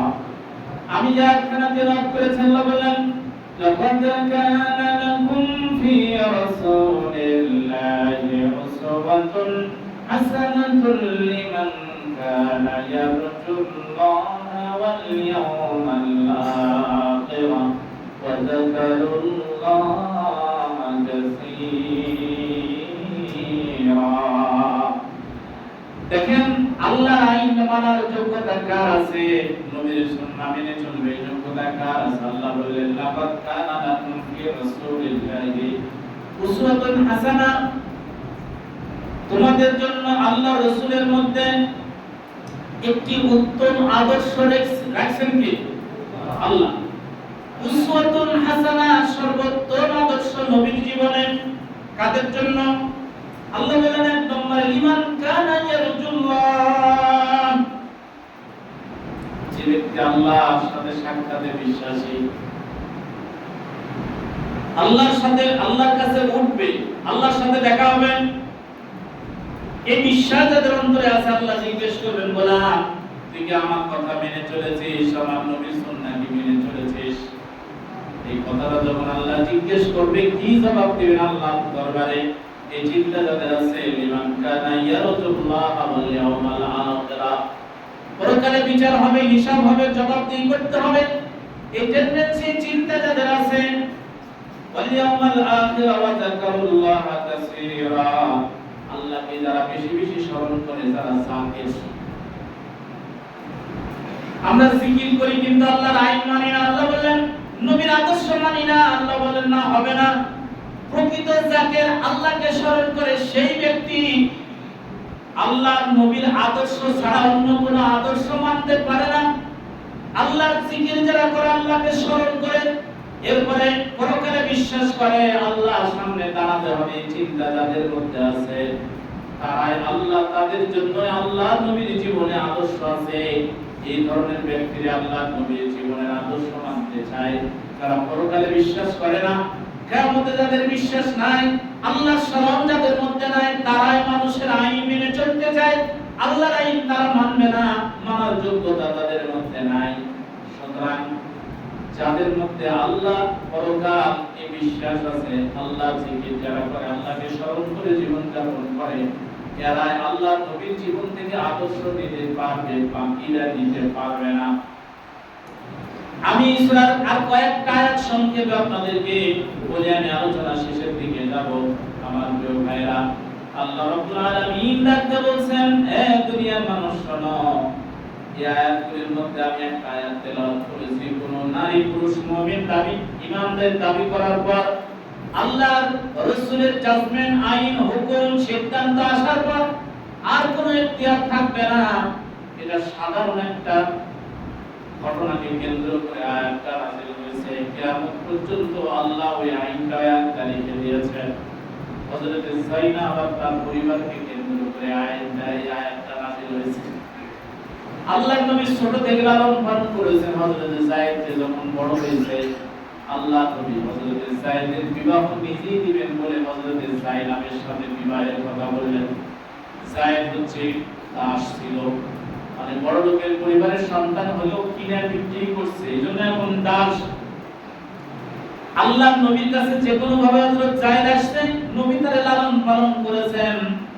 এখন নবী সবকই তারে বিবাহ দিবেন, এইজন্য যায়নাবের পরিবারে হযরত যায়নাবকে দিয়ে বিবাহের প্রস্তাব আল্লাহ নবী দিলেন। সুবহানাল্লাহ। তাহলে ঘটকারী কি করতেছেন? আল্লাহ নবী নিজে। হযরত যায়নাব আর তার পরিবার বলল যে না, এটা সম্ভব নয়, দাসের ঘরের ছেলের সাথে আমাদের মেয়ে আমরা বিবাহ দিব না। ছেলে হোক মেয়ে হোক, ভালো করে বুঝতে হবে, বিয়ের প্রস্তাব আসলে ছেলে মেয়ের বাবা মার এখতিয়ার আছে, নাই দিবে কিনা, কেমন কি আশায় বিষয়, হ্যাঁ না বলার এখতিয়ার আছে, ইসলামই দিয়েছে। কিন্তু এটা সাধারণ ঘটক নাই, এই ঘটক মুহাম্মদুর রাসূলুল্লাহ সাল্লাল্লাহু আলাইহি সাল্লাম। চিন্তা করেন, কোন আদেশ কোন আইন ওটা করে রাখেন, এটা একটা সাধারণ বিষয় যে বিবাহের প্রস্তাব আল্লাহ নবী দিয়েছেন, অন্য কেউ না। হযরত যায়নাবের পরিবার বললেন না, যারা কুরাইশ বংশের একটা সম্ভ্রান্ত কুরাইশ বংশের মেয়ের সাথে দাসের ঘরের একটা ছেলের বিবাহ হবে, এটা হয় না। যখন নাকুচ হলো, চিন্তা ভাবনার বিষয় আসলো, সাথে সাথে আল্লাহ এই আয়াতটা নাযিল করে বললেন, ওমান কানা লিল মুমিনি ওয়ালা মুমিনাতিন ইযা কাদাল্লাহু ওয়া রাসূলুহু আমরান আইয়াকুনা লাহুমুল খিয়ারা। আল্লাহ তার রাসূল যদি কোনো সিদ্ধান্ত দেন, কোনো প্রস্তাব দেন, কোনো জাজমেন্ট দেন, আল্লাহ রাব্বুল আলামিন বলেন ঈমানের দাবি করলে সেটা মানব কিনা এরকম চিন্তা ভাবনা সুযোগ নাই, বলার সাথে সাথে সেটা মেনে নেওয়া লাগবে। সুবহানাল্লাহ। যদি এখানে পিতামাতার এখতিয়ার আছে, যত বড় বিষয় বলুক, হুজুর বলুক, যেই বলুক, এখানে আপনার বাবা হিসাবে এখতিয়ার আছে, কিন্তু নবী বললে এইটার আর কোনো এখতিয়ার। সুবহানাল্লাহ। এই আয়াত নাযিল হওয়ার পর হযরত যায়েনব আর তার পরিবারের সবাই বলতেছে যে না, আমরা রাজি, আমরা নবী বলছেন তাতেই খুশি, বিবাহ হয়ে গিয়েছে। সুবহানাল্লাহ। দেখেন,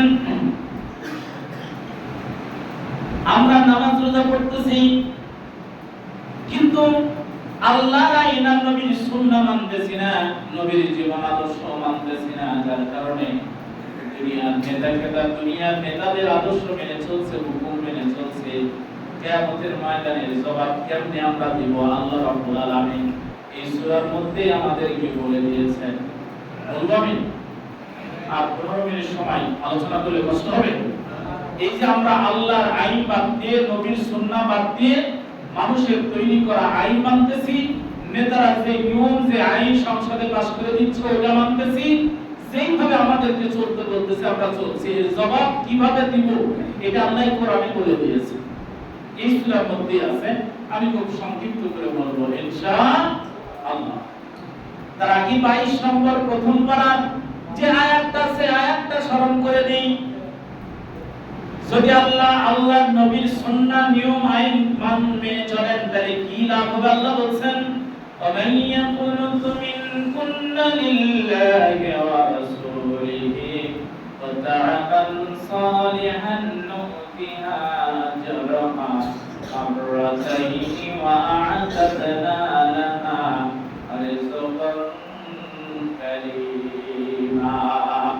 আল্লাহ রাব্বুল আলামিন বলেন, তোমাদের মধ্যে থেকে যে কেউ আল্লাহ ও তার রাসূলের আনুগত্য করবে এবং সৎ কাজ করবে, আল্লাহ এবং আল্লাহ রাসূলের আনুগত্য করে সৎ কাজ করবে। সৎ কাজ করলে হবে না, শুধু নামাজ পড়লে হবে না। ঈশার নামাজ আমি পড়লাম 6 রাকাত, কাম হবে? সওয়াব হবে? কি হবে? গুনাহ হবে। নামাজ পড়া গুনাহ হবে। কি কারণে? আল্লাহ নবী যেভাবে শিখাইছেন তার বাহিরে আপনি নিয়ম করে নিয়েছেন। এজন্য ঈশার নামাজ 4 রাকাতের জায়গায় 6 রাকাত নিয়ম করলে তার গুনাহ হবে, নামাজ পড়ি গুনাহ হবে। রোজা রমজান মাসে না রেখে যদি মুহররম মাসে রাখেন, সওয়াব হবে? কি হবে? ফরজ রোজা রমজান মাসে বাদ দিয়ে আপনি মুহররমে রাখতেছেন, ফরজ মনে করে বা ফরজ ঘোষণা করে গুনাহ হবে। আল্লাহ বললেন, ঈমান আনার পর আল্লাহ রাসূলের আনুগত্য করে সৎ কাজ করবে। সৎ কাজ করতে, ভালো কাজ করতে, সমাজ চালাতে, রাষ্ট্র চালাতে, পরিবার চালাতে, ব্যবসা চালাতে আল্লাহ রাব্বুল আলামিন বলেন, আমার আইন মেনে আনুগত্য করে যারা সৎ কাজ করবে, আল্লাহ বললেন, নুতিহা আজরাহা মাররাতাইন, আমি তাদেরকে 2 বার বেতন দেব। সুবহানাল্লাহ বলেন, সুবহানাল্লাহ। কয়বার? 2 বার বেতন দেবে, পারিশ্রমিক 2 বার। নুতিহা আজরাহা মাররাতাইন ওয়া আ'তাদনা লাহা রিজকান কারীমা। আল্লাহ বললেন, এদের জন্য সম্মানিত রিজিক আছে, থাকা, খাওয়া, ফেরি। সুবহানাল্লাহ। এক কর্মচারীকে বলতেছেন যে তোর ডবল বেতন দেব, কিন্তু তুই ওই কাম বাদ দিয়া। আর জিজ্ঞেস করতেছে যে আমার বাড়ির কাজ করব, স্যার কত বেতন দিবেন? ও বেতন পরিষ্কার না, আমার পোশাকে করব। তো বলতেছে ঠিক আছে, বেতনের সমস্যা নাই, তুই কি কারো বাড়িতে কাজ করিস? স্যার করি। কয় বাড়িতে? বলছে 2 বাড়িতে কাজ করি। কত বেতন দেয়? এই বাড়ি 2000, ওই বাড়ি 3000, 4000 বেতন দেয়। তো বলতেছে আমি তোরে 8000 বেতন দিব, তোর থাকা, খাওয়া, চিকিৎসা সব ফ্রি। সুবহানাল্লাহ। তো শর্ত একটা, কথা কি শর্ত? শর্ত হলো কি করতে হবে বলেন? কয় বাড়িতে কাজ করে? ওই দুই বাড়ির কাজ কি করতে হবে? বাদ দেওয়া লাগবে। কারণ ওই দুই বাড়িতে কাম করে তুমি বেতন পাও 4000, আমি দিব 8000, থাকা খাওয়া ফ্রি। শর্ত হলো একটা, ওই দুই বাড়ির কাম বাদ দিয়ে আমার এখানে থাকতে হবে, কাজ করতে হবে। যদি তুমি পারো তাহলে সামনে মাস থেকে 1 তারিখ থেকে যোগদান করো। আগে বাদ দেওয়া লাগবে না, আগে কাজে যোগদান করা লাগবে। কথা লাগবে না? ধরুন আপনি হাই স্কুলে চাকরি করেন, এরপর আপনি এমটিআরএস সার্টিফিকেট দিয়ে দরখাস্ত করে কলেজের প্রভাষক হলেন, তাহলে আপনাকে আগে হাই স্কুল লেভেলের চাকরি বাদ দিতে হবে না, আগে জয়েন করতে পারবেন? এটা আগে রিজাইন দিয়ে বাদ দিয়ে যে স্যার আমার তো কলেজে চাকরি হয়েছে, স্কুলে আর থাকবো না, কলেজের রিজাইন দিয়ে ওইখানে যোগদানের সময় আপনি যে রিজাইন দিয়েছেন রিজাইন পত্রটা জমা দেওয়া লাগবে। আল্লাহ বললেন গোলাম তুমি ঈমান, ওই যে ওমাইয়া কুনুত মিনকুন্না লিল্লাহি ওয়া রাসূলি, ঈমান আনার পর শর্ত হচ্ছে ঈমান আগে আনবা না, আগে তুমি ওইখানে চাকরি বাদ দিবা। কিভাবে? আমি আরো বুঝাই দিচ্ছি। আল্লাহ বলেন সূরা ওই যে আয়াতুল কুরসির মধ্যে একটা আয়াত আছে, আল্লাহ রাব্বুল আলামিন বলেন যে গোলাম তোমাকে আগে ফামাইয়াকুর বিত-তাগুতি ওয়া ইউমিন বিল্লাহ, সুবহানাল্লাহ, ফামাইয়াকুর বিত-তাগুত, তুমি ঈমান আনার আগে, আমার দলে ভর্তি হওয়ার আগে, মুসলিম হওয়ার আগে তোমাকে তাগুত বাদ দিতে হবে। ফামাইয়াকুর বিত-তাগুত, তাগুত ছাড়ো, তাগুত বাদ দাও। ওয়া ইউমিন বিল্লাহ, এরপরে আল্লাহর পরে ঈমান আনো। ফাকাদ ইসতামসাকা বিল উরওয়াতিল উসকা লা ইনফিসামা লাহা ওয়াল্লাহু সামিউন আলীম। তাগুত বাদ দেওয়ার পরে যদি আমার রশি ধারণ করতে পারো, এই রশি কোনোদিন ছেড়বে না, তোমাকে রশি দিয়ে উঠে আমি জান্নাতে নিয়ে যাব। সুবহানাল্লাহ। আল্লাহ বলেন আমার প্রতি ঈমান আনতে হলে তুই তাগুত বাদ দে, তুই ব্রিটিশের আইন মানিস বাদ দে, দলের আইন বাদ দে, বাবার আইন বাদ দে, গ্রামের আইন বাদ দে, মাতব্বরের আইন বাদ দে, দুনিয়ার যত তাগুত আছে, শয়তানের আইন, মানুষের পাড়ার আইন, পুঁজিবাদ, সমাজবাদ, এরপর ধর্মনিরপেক্ষ মতবাদ, জাতীয়তাবাদ, সব বাদ দে, ইসলাম এসে আঁকড়ে ধর। সুবহানাল্লাহ। কালেমা তো এটা প্রতিফলন করেছে। আল্লাহ বলেছেন লা ইলাহা, সমস্ত ইলাহ বাদ দে, ইল্লাল্লাহ, এরপরে এক আল্লাহকে ধারণ কর। আল্লাহ বললেন এই কাজ যদি করো দুইবার বেতন দেব, দুনিয়াতে যা দিচ্ছি এগুলো সব ফ্রি, কিন্তু যদি তাগুত বাদ না দাও, এবার যদি না আনো, প্রত্যেকটা হিসাব দিব। তো প্রতিটা সেকেন্ডের হিসাব আমার কাছে দিতে হবে, একটাও ফ্রি দিব না। চোখ দিয়েছি, হাত পা চলার শক্তি, জীবন যৌবন, এই সব অক্সিজেন যা দিয়েছি সব হিসাব করে দিতে হবে। আর যদি ঈমান আনো, তাগুত বাদ দাও, আমি আল্লাহ দুনিয়ায় যা দিছি এটা হলো 1 নম্বর বেতন, এটা ফ্রি, এটা পারিশ্রমিক তোর দিলাম। আর 2 নম্বরের বেতন হলো আখিরাতে দেব। আল্লাহ বললেন জান্নাত দিয়ে দিব, তোর পরকালের বেতন, আর সেখানে সম্মানিত রিজিক করে দিব, এই কষা মশা খাবার দিব না। সুবহানাল্লাহ। এখন আসেন কিভাবে আমরা হিসাব দিব, এটা বলি আমি শেষ করতে চাই ইনশাআল্লাহ, যেহেতু সময় একেবারে কম। আসুন,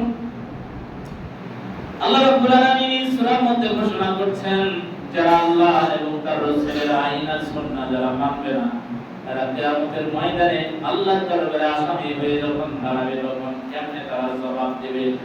আল্লাহ রাব্বুল আলামিন সূরার মধ্যে নিষেধ করে দিয়েছেন ওয়ালা তুতিউল কাফিরিনা ওয়াল মুনাফিকিন, কোন কাফিরের আইন আনুগত্য মানা যাবে না, কোন মুনাফিকের আনুগত্য করা যাবে না, ঈমানদারের আনুগত্য করতে হবে। আল্লাহ রাব্বুল আলামিন বললেন নিষেধ করার সত্ত্বেও যদি মুনাফিকদের আইন নেতৃত্ব মেনে চলো, কাফিরদের নেতৃত্ব আইন যদি মেনে চলো, কিয়ামতের ময়দানে আল্লাহ রাব্বুল আলামিন এই সূরার মধ্যে ঘোষণা করছেন ইয়াউমা তুকাল্লাবু ওজুহুহুম النار يقولون يا ليتنا أطعنا الله وأطعنا الرسول الله أكبر খুব সাংঘাতিক কথা বলবো আমি ইয়াওমা তুকাল্লাবু বুজুহুম ফিন-নার আল্লাহ বললেন সেদিন তাদের চেহারাগুলো যারা আল্লাহর আইন মানেনি নবীর সুন্নাহ মানেনি নবীদের কথাগুলি বলেছেন যেভাবে চলতে বলেছেন খেতে বলেছেন ঘুমাতে বলেছেন সমাজ চালাতে বলেছেন স্ত্রী চালাতে বলেছেন পরিবার চালাতে বলেছেন রাষ্ট্র চালাতে বলেছেন এইভাবে যারা করেনি মানেনি এদেরকে জাহান্নামে দিয়া আল্লাহ বললেন তুকাল্লাবু বুজুহুম ফিন-নার জাহান্নামের মধ্যে তাদেরকে উলট-পালট করা হবে মাছ যেমন ভাজি করা হয় বড় কাল্লা যদি ভাজি করা হয় দীর্ঘ সময় রাখেন উলট-পালট করে দেওয়া লাগে আল্লাহ বললেন জাহান্নামের আগুনে এদের উলট-পালট করা হবে বুজুহুম ফিন-নার এদের কাল্লাদের চেহারাটা উলট-পালট করে জাহান্নামে পোড়ানো হবে ইয়াকুলুনা ইয়া লাইতানা আতা'না আল্লাহ ওয়া আতা'না আর-রাসূলা সেই দিন এরা আফসোস করে বলবে আহা হায় আফসোস যদি আমরা আল্লাহ ও তার রাসূলের আনুগত্য করতাম নিয়ম মেনে চলতাম আইন মেনে চলতাম তাহলে আজকে আর জাহান্নামে ফাঁসি হওয়া লাগতো না। এরপরে কি বলছেন স্বভাবতই প্রশ্ন আসে যে আল্লাহর আইন মানলা না নবীর সুন্নাহ মানলা না আনুগত্য করলা না তাহলে কার আনুগত্য করেছিলা আল্লাহ রাব্বুল আলামিন জাহান্নামীদের কাছ থেকে জবাব চাইবেন জাহান্নামীরা বের করবে আল্লাহ রাব্বুল আলামিন বলেন ওয়াকালু রাব্বানা ইন্না আতা'না সাদাতানা ওয়া কুবরানা ফাদাল্লুনা সাবিলা আর গায়ের রূপগুলি খারাপ হয়ে যাচ্ছে কারণ সব আমাদের সাথে মিলে যাচ্ছে সব আমাদের বর্তমান সমাজের সাথে মিলে যাচ্ছে আমার কেন জানি আল্লাহ মাফ করুন কেন জানি মনে হচ্ছে যে আমরা এই অপরাধের কারণে আল্লাহ মাফ করুন আমরা জাহান্নামে না যাই আল্লাহ বলেন আফসোস করতেছি যে আজকে কেন আল্লাহ আল্লাহ রাসূলের আইন মানিস কে আনুগত্য করিস নি কার আইন মানলি কার আনুগত্য করে চললি বল রব্বানা বলবে আমাদের প্রতিপালক ইন্না আতা'না সাদাতানা আমরা নেতাদের আইন মানছি মিলে আমাদের সাথে মিলে নেতা যত আইন দেয় সব আইন মানে ওই তো বললাম খালি মসজিদের নেতা কোরআন হাদিস দিয়ে না মানলে মসজিদে চাকরি খাওয়া তো সহজ কিন্তু রাষ্ট্রের নেতার চাকরি খাওয়া তো সহজ না রাষ্ট্রের নেতার চাকরি খাইতে গেলে 14 পুষ্টি চাকরি নাই রাষ্ট্রের লোকের চাকরি খাবেন তাই না রাষ্ট্রের লোকের বিরুদ্ধে কথা বলতে গেলে তোমার সখী নাই বাকি নাই বাড়ি নাই চাকরি নাই ঘর নাই তোমার নিয়ে যেমন জায়গায় রাখবে 10 বছর 12 বছর ধরে তোমার পরিবার খুঁজে পাবে না আল্লাহ বলেন গোলাম কার আনুগত্য করেছিস কার আইন মেনে চলেছিস স্বীকার কর তখন বলবে ইন্না আতা'না সাদাতানা ওই প্রকারের জাহান্নামের ঘটনাটা বর্ণনা করার কারণ হচ্ছে গোলাম এখন সাবধান হও কার আইন মেনে চালাস কার আইন মেনে রাজনীতি করিস কার আইন মেনে ব্যবসা করিস কার আইন মেনে অর্থনীতি চালাস ওগুলা পাপতে তালাক দে ইন্না আতা'না সাদাতানা আল্লাহ আমার নেতাদের আইন মেনেছি ও কুবরানা মুরব্বি যারা মুরব্বিদের আইন মানছে আমাদের সমাজে যারা বড় ছিল বড় ভাইয়ের আইন মেনে ওই যে বিশ্ববিদ্যালয়ে আমরা লাঠি পিটা করে হত্যা করেছে মুরব্বিদের আইন মানে আল্লাহর আইন মানবে না পীর সাহেব কোনো কথা বললে রাগ করে না আমি ভালো পীর সাহেবের কথা বলতেছি না পীর সাহেব যদি কোরআন হাদিসের বাইরেও কথা বলে তাও মানবে আমার সাথে উমরাতে গিয়েছিল এক হাজি সাহেব দুই বোন একসাথে গেছে তাদের ছেলে সহ গেছে এখন এক বোন বছর হুজুর আমার ওই বইনাক পীর সাহেবের মুরিদ কেন বুঝা ওই জীবনে কোনদিন গরুর গোশত কিনে না গরু কুরবানি দেয় না আর পীর সাহেব গরু খায় না গরু খেতে নিষেধ করছে আমি চিন্তা করে আল্লাহ কোন শয়তান আপনি আমি হজে আসছি পীর সাহেব নিষেধ করছে যেন গরু গোশত বাড়ি তুলবে বুঝো হুজুর উত্তর না দক্ষিণে আর পীর সাহেবের বাড়ি ওই দিকে পা দিয়া ঘুমাবে না কারণ ওই ওই পীর সাহেবের আব্বা হুজুরের কবর ওখানে আছে, প্রয়োজনে পশ্চিম দিকে পা দেবে, কিন্তু পীর সাহেব হুজুরের কবরের দিকে পা দেবে না। এজন্য বলবো কুরআনা, আল্লাহ বড়দের আইন মেনেছি, মুরব্বিদের আইন মেনেছি। আল্লাহ রাব্বুল আলামিন বলছেন, এই দুনিয়ার মানুষ ইত্তাখাযু আহবারাহুম ওয়া রুহবানাহুম আরবাবাম মিন দুনিল্লাহ। ইহুদি খ্রিস্টানদের মতো কিছু মানুষ আছে যারা তাদের ধর্মীয় নেতাকে ইত্তাখাযু আহবারাহুম ওয়া রুহবানাহুম আরবাবাম মিন দুনিল্লাহ, আল্লাহর চাইতে বেশি মহব্বত করে। সুবহানাল্লাহ।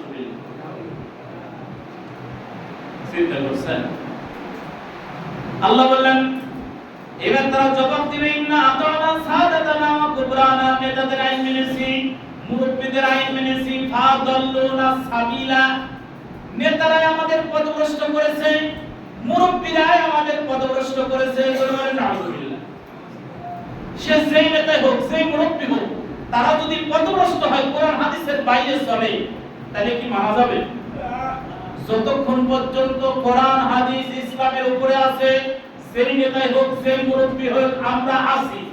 সে পীর সাহেব হোক, সেই হুজুর হোক, সেই বক্তা হোক, কোরআন হাদিসের বক্তব্য দিবে, কথা বলবে, আমরা আছি। কোরআন হাদিসের বাইরে গেলে যেমন ইমাম সাহেবের পিছনে নাই, পীর সাহেবের পিছনে নাই, নেতার পিছনে নাই, খেতার পিছনে নাই, যে হোক না কেন পিছনে নাই। কোরআন হাদিসের সাথে যারা থাকবে না, তাদের পিছনে নাই। এরা বলবে যে আল্লাহ, এই নেতাদের আইন মানছি, মুরব্বি যারা ছিল এই মুরব্বিদের আইন মানছি, ফাদাল্লুনা সাবিলা, এরা আমাদের পথভ্রষ্ট করছে। আল্লাহ বললেন, তাহলে কি বলতে চাচ্ছ এখন? বলবে, রব্বানা আতিহিম দিআফাইনি মিনাল আযাব, আল্লাহ আমাদেরকে যে শাস্তি দেওয়া হবে, এই ডবল শাস্তি নেতাদেরকে দাও, ডবল শাস্তি মুরব্বিদেরকে দাও, আর আমাদেরকে মাফ করে দাও, কারণ আমরা হুকুমের গোলাম। যেইভাবে আইন করছে, যা করছে তাই মেনে চলছি। আইন করছে গুলি কর, গুলি করছি, আমাদের কি দোষ? দেখতেছেন না? আইন মেনে গুলি করছে, পুলিশের কি দোষ? সব দোষ ম্যাডামের। দেখছেন? বলতেছেন আল্লাহ সব ওদের অপরাধ, ওদেরকে ডবল আযাব দাও, আমাদেরকে ছেড়ে দাও। আল্লাহ রাব্বুল আলামিন বলছেন, ক্বালা লিকুল্লিন দিফুন, তোমাদের ডবল হবে, ওদের ডবল হবে। যারা কোরআন হাদিস মানে না, তাদের পিছনে ঘুরছে বিজন্য। আল্লাহ বলেন, ইন্না ফিরআউনা ওয়া হামানা ওয়া কারুনা, আল্লাহ রাব্বুল আলামিন বললেন, হামান ফিরআউন অপরাধী, ফিরআউনের মন্ত্রী পরিষদ হামান অপরাধী।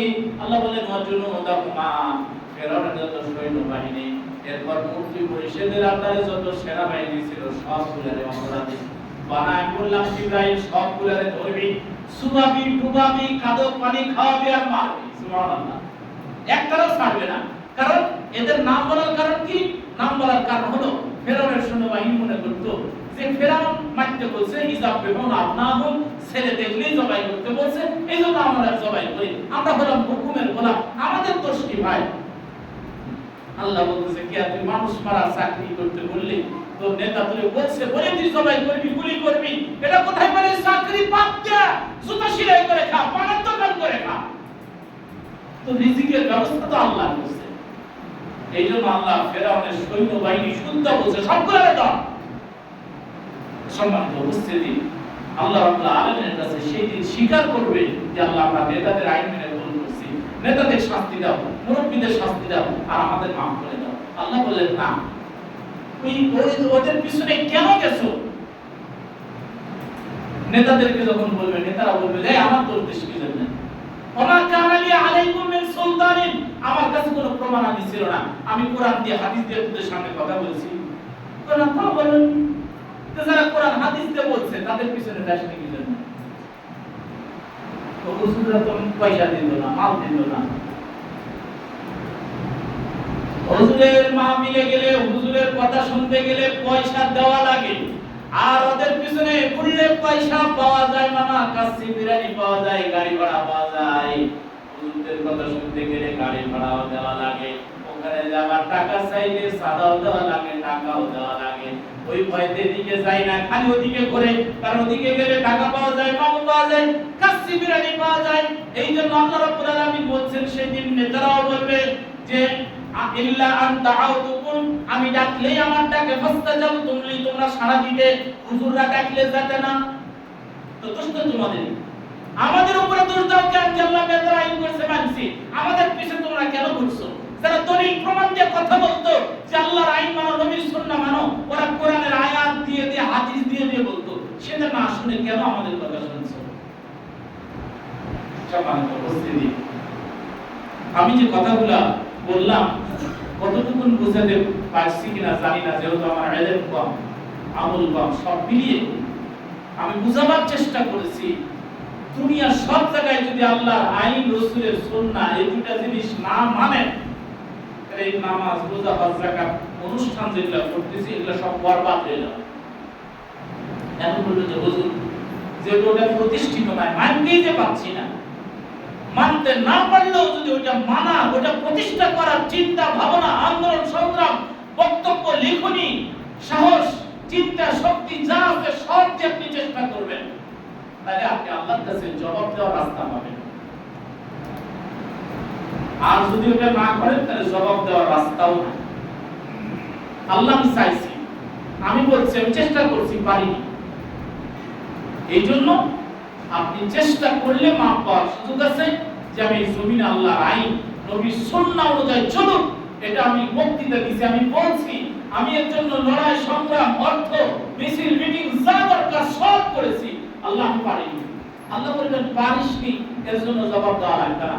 কারণ অনেক নবীরা দাওয়াত দিয়ে দিয়ে কয়েকশো জন পাইছে, ওটা কাফেলার মানুষ অন্য দলে ছিল, বাতিলদের সাথে ছিল, তারা নবীরা ব্যর্থ না। ওনাদের কাজ হচ্ছে দাওয়াত দেওয়া, প্রচার করা, চেষ্টা করা, লড়াই করা, সংগ্রাম করা। বাকি আল্লাহ যদি বিজয় দেন হবে, তাহলে হবে না। এই জন্য আসুন এই সিরাত থেকে আমাদের শিখতে হবে। সম্ভবত হিজরি সন 1446 কত বছর? 1446 হিজরি চলছে। তাহলে প্রায় 1000 বছর আগে কোরআনের কথাগুলি আসছে, অথচ আমরা এই কথার দিকে নজরই দিই না, এটা আলমারিতে রেখে দিচ্ছি। বাপ মা বললে একটু পড়ি, ওই টেন্ডেন্সি বাদ দিতে হবে। আল্লাহ আপনাকে কোরআন বোঝার মতো ইলম দিয়েছেন, জ্ঞান দিয়েছেন, বিবেক দিয়েছেন, বুদ্ধি দিয়েছেন। ওই অন্য ধর্মের মতো খালি হুজুররা পড়বে, ধর্মের গুরুরা পড়বে, বাকিরা হাত দিতে পারবে না, ওরকম কিতাব না। আল্লাহ আপনাকে কিতাব দিয়ে বলছেন, ইকরা, এগুলো পড়, এটা অধ্যয়ন কর, এটা পড়। সুবহানাল্লাহ। এই কোরআনটা একটু পড়েন, নবীর জীবনী নিয়ে এসে, নবীর জীবনী কিভাবে চলছে, কিভাবে তিনি বাবা হিসাবে চলছেন, কিভাবে স্বামী হিসাবে তিনি আচরণ করেছেন, সন্তান হিসাবে শিশু জীবনটা কেমন ছিল, রাজনীতিবিদ হিসাবে, একজন শাসক হিসাবে কিভাবে তিনি চলেছেন, এই জীবনগুলো পড়ে শিক্ষা নিয়ে আমরা আমাদের জীবন চালাবো। আল্লাহ সেই তৌফিক দান করুন। আমিন। আল্লাহ এই সবুজ জমিনটাকে আল্লাহ কোরআন আর নবীর সুন্নাহ দিয়ে পরিপূর্ণ করে দিন। আমিন। আল্লাহ এই মানুষগুলিকে তোমার কোরআন আর তোমার নবীর সুন্নাহর অনুসারী বানায় দাও। আমিন। যে ভাইরা সময় দিয়েছেন, অর্থ দিয়েছেন, শ্রম দিয়েছেন, মানসিকভাবে আয়োজন করার মতো একটা উদ্যোগ নিয়েছেন, আল্লাহ তাদের কবুল করুন। এই কাজগুলি করতে গেলে অনেক বাধা আসে, অনেক কথা আসে। মানুষের কাছে 5টা পয়সা দিতে গেলে কাম পাও না, কাম এগুলো করার কি দরকার? হুজুরি তো তুমি ওয়াজ করো, হুজুরি তো তুমি সামনে যা বসে শুনবেন নাকি? এই জন্য বিভিন্ন কথা শুনতে হয়। এরপরও আলহামদুলিল্লাহ আপনাদের বগুড়ার মানুষ আগে থেকেই ভালো। আল্লাহ যেন আমাদেরকে ঘোষণাটাই বগুড়া থেকে শোনায় যে সবুজ জমিন এখন কোরআনের আইন চলছে, এই সবুজ জমিন এখন আল্লাহ নবীর সুন্নাহ মেনে আমরা চলতে পারছি। আল্লাহ কবুল করুন। আমিন আমিন। এই যে খুতবা যে জুমার দিনে আপনারা কয়টা খুতবা শুনছেন? হ্যাঁ, 2টা খুতবা শুনেননি? সময় আজকে নাই, যদি এলাকায় আসি তাহলে ওই দ্বিতীয় খুতবা খুব বাস্তব একটা আলোচনা আছে এই নবীর সুন্নাহর সাথে, আল্লাহর আইনের সাথে। ইনশাআল্লাহ আমি বলার চেষ্টা করব। এতক্ষণ যে কথা বললাম আমি কোরআন হাদিস থেকে বলেছি, বলার চেষ্টা করেছি। তো এরপরেও যদি আমার কথা কোরআন হাদিসের বাইরে চলে আসে, আমাদের স্মৃতি থেকে আল্লাহ তা মুছে দেন। কোরআন হাদিস থেকে যা বলেছি, বক্তা, শ্রোতা, আয়োজক, আল্লাহ সকলকে মানার তৌফিক দান করুন। আমিন। আপনাদের উপরে রাগ করে অসন্তুষ্ট হয়ে কষ্ট দিতে কোনো কথা বলিনি, কোনো উদ্দেশ্য প্রণোদিত হয়ে কথা বলিনি। আন্তরিকতা, ভালোবাসা, মহব্বত, জাহান্নামের আগুন থেকে বাঁচবো, এই কথাগুলি যদি আমরা মেনে চলি, এই নিয়তে আশাই এই আঘাতটাই বলছি। বিশ্বাস করুন, কোনো উদ্দেশ্য নিয়ে কাউকে আঘাত করে আমি কথাগুলি বলি। আল্লাহ আমাদের তৌফিক দান করুন, বলুন আমিন। আল্লাহ আমাদেরকে তোমার কোরআন, তোমার নবীর সুন্নাহর উপরে, তোমার দ্বীনের উপরে প্রতিষ্ঠিত করে দাও, বলুন আমিন। আল্লাহুম্মা সাল্লি আলা মুহাম্মাদিন ওয়া আলা আলি মুহাম্মাদ কামা সাল্লাইতা আলা ইব্রাহিম ওয়া আলা আলি ইব্রাহিম ইন্নাকা হামিদুম মাজিদ। আল্লাহুম্মা বারিক আলা মুহাম্মাদিন ওয়া আলা আলি মুহাম্মাদ কামা বারাকতা আলা ইব্রাহিম ওয়া আলা আলি ইব্রাহিম ইন্নাকা হামিদুম মাজিদ। أستغفر الله الذي لا إله إلا هو الحي القيوم وأتوب إليه. لا حول ولا قوة إلا بالله العلي العظيم. اللهم آمين. ربنا ظلمنا أنفسنا وإن لم تغفر لنا وترحمنا لنكونن من الخاسرين. ربنا لا تزغ قلوبنا بعد إذ هديتنا وهب لنا من لدنك رحمة إنك أنت الوهاب. رب العالمين আকাশের জমিনের প্রসন্ন ক্ষমতার মালিক তুমি আল্লাহ। তুমি একবার রহমতের আমাদের দেশে দিয়ে তাকায় দেখো আল্লাহ, এই গভীর রাত পর্যন্ত আল্লাহ তোমার নবীর জীবন থেকে আলোচনা শোনার জন্য মানুষকে এখন পর্যন্ত বসা। আল্লাহ তো সময় ধরে আলোচনা করলাম, তোমার বান্দারা যত প্রান্তিক মতো বসা আছে আল্লাহ, দুনিয়ার চিন্তা ভাবনা জরুরত হাজত সব কিছু তারা ভুলে গিয়েছে তোমার নবীর প্রেমে, তোমার কোরআনের প্রেমে আল্লাহ। রব্বুল আলামিন মাগরিবের পর থেকে নিয়ে আমরা দীর্ঘ সময় ধরে তোমার কোরআন আর তোমার নবীর জীবন নিয়ে আলোচনা শুনেছি আল্লাহ। আল্লাহ তোমার নবীর বরকতে, আল্লাহ তোমার নবীর রহমতে, আল্লাহ তোমার করুণায়, আল্লাহ তোমার কোরআনের বরকতে আল্লাহ আজকের এই সময় আয়োজনটাকে কবুল আর মঞ্জুর করে দিয়া রব্বুল আলামিন আমাদের সকলকে তুমি মাফ করে দাও আল্লাহ। এই সিরাত মাহফিলের আয়োজন যারা করেছে, সময় দিয়ে, অর্থ দিয়ে, শ্রম দিয়ে আল্লাহ যেভাবে সহযোগিতা করেছে আল্লাহ, আল্লাহ এই আয়োজনের কারণে আমাদের ময়দানে নবীর শাফাআত আমাদের নসিব করে দিও আল্লাহ। আল্লাহ আজকের এই মাহফিলের শ্রোতা বক্তা আয়োজক প্রতিনিধি সকলকে আপনি কবুল আর মঞ্জুর করে আল্লাহ। তোমার কোরআন, তোমার নবীর সুন্নাহ আমাদের কলিজার মধ্যে দান করো আল্লাহ।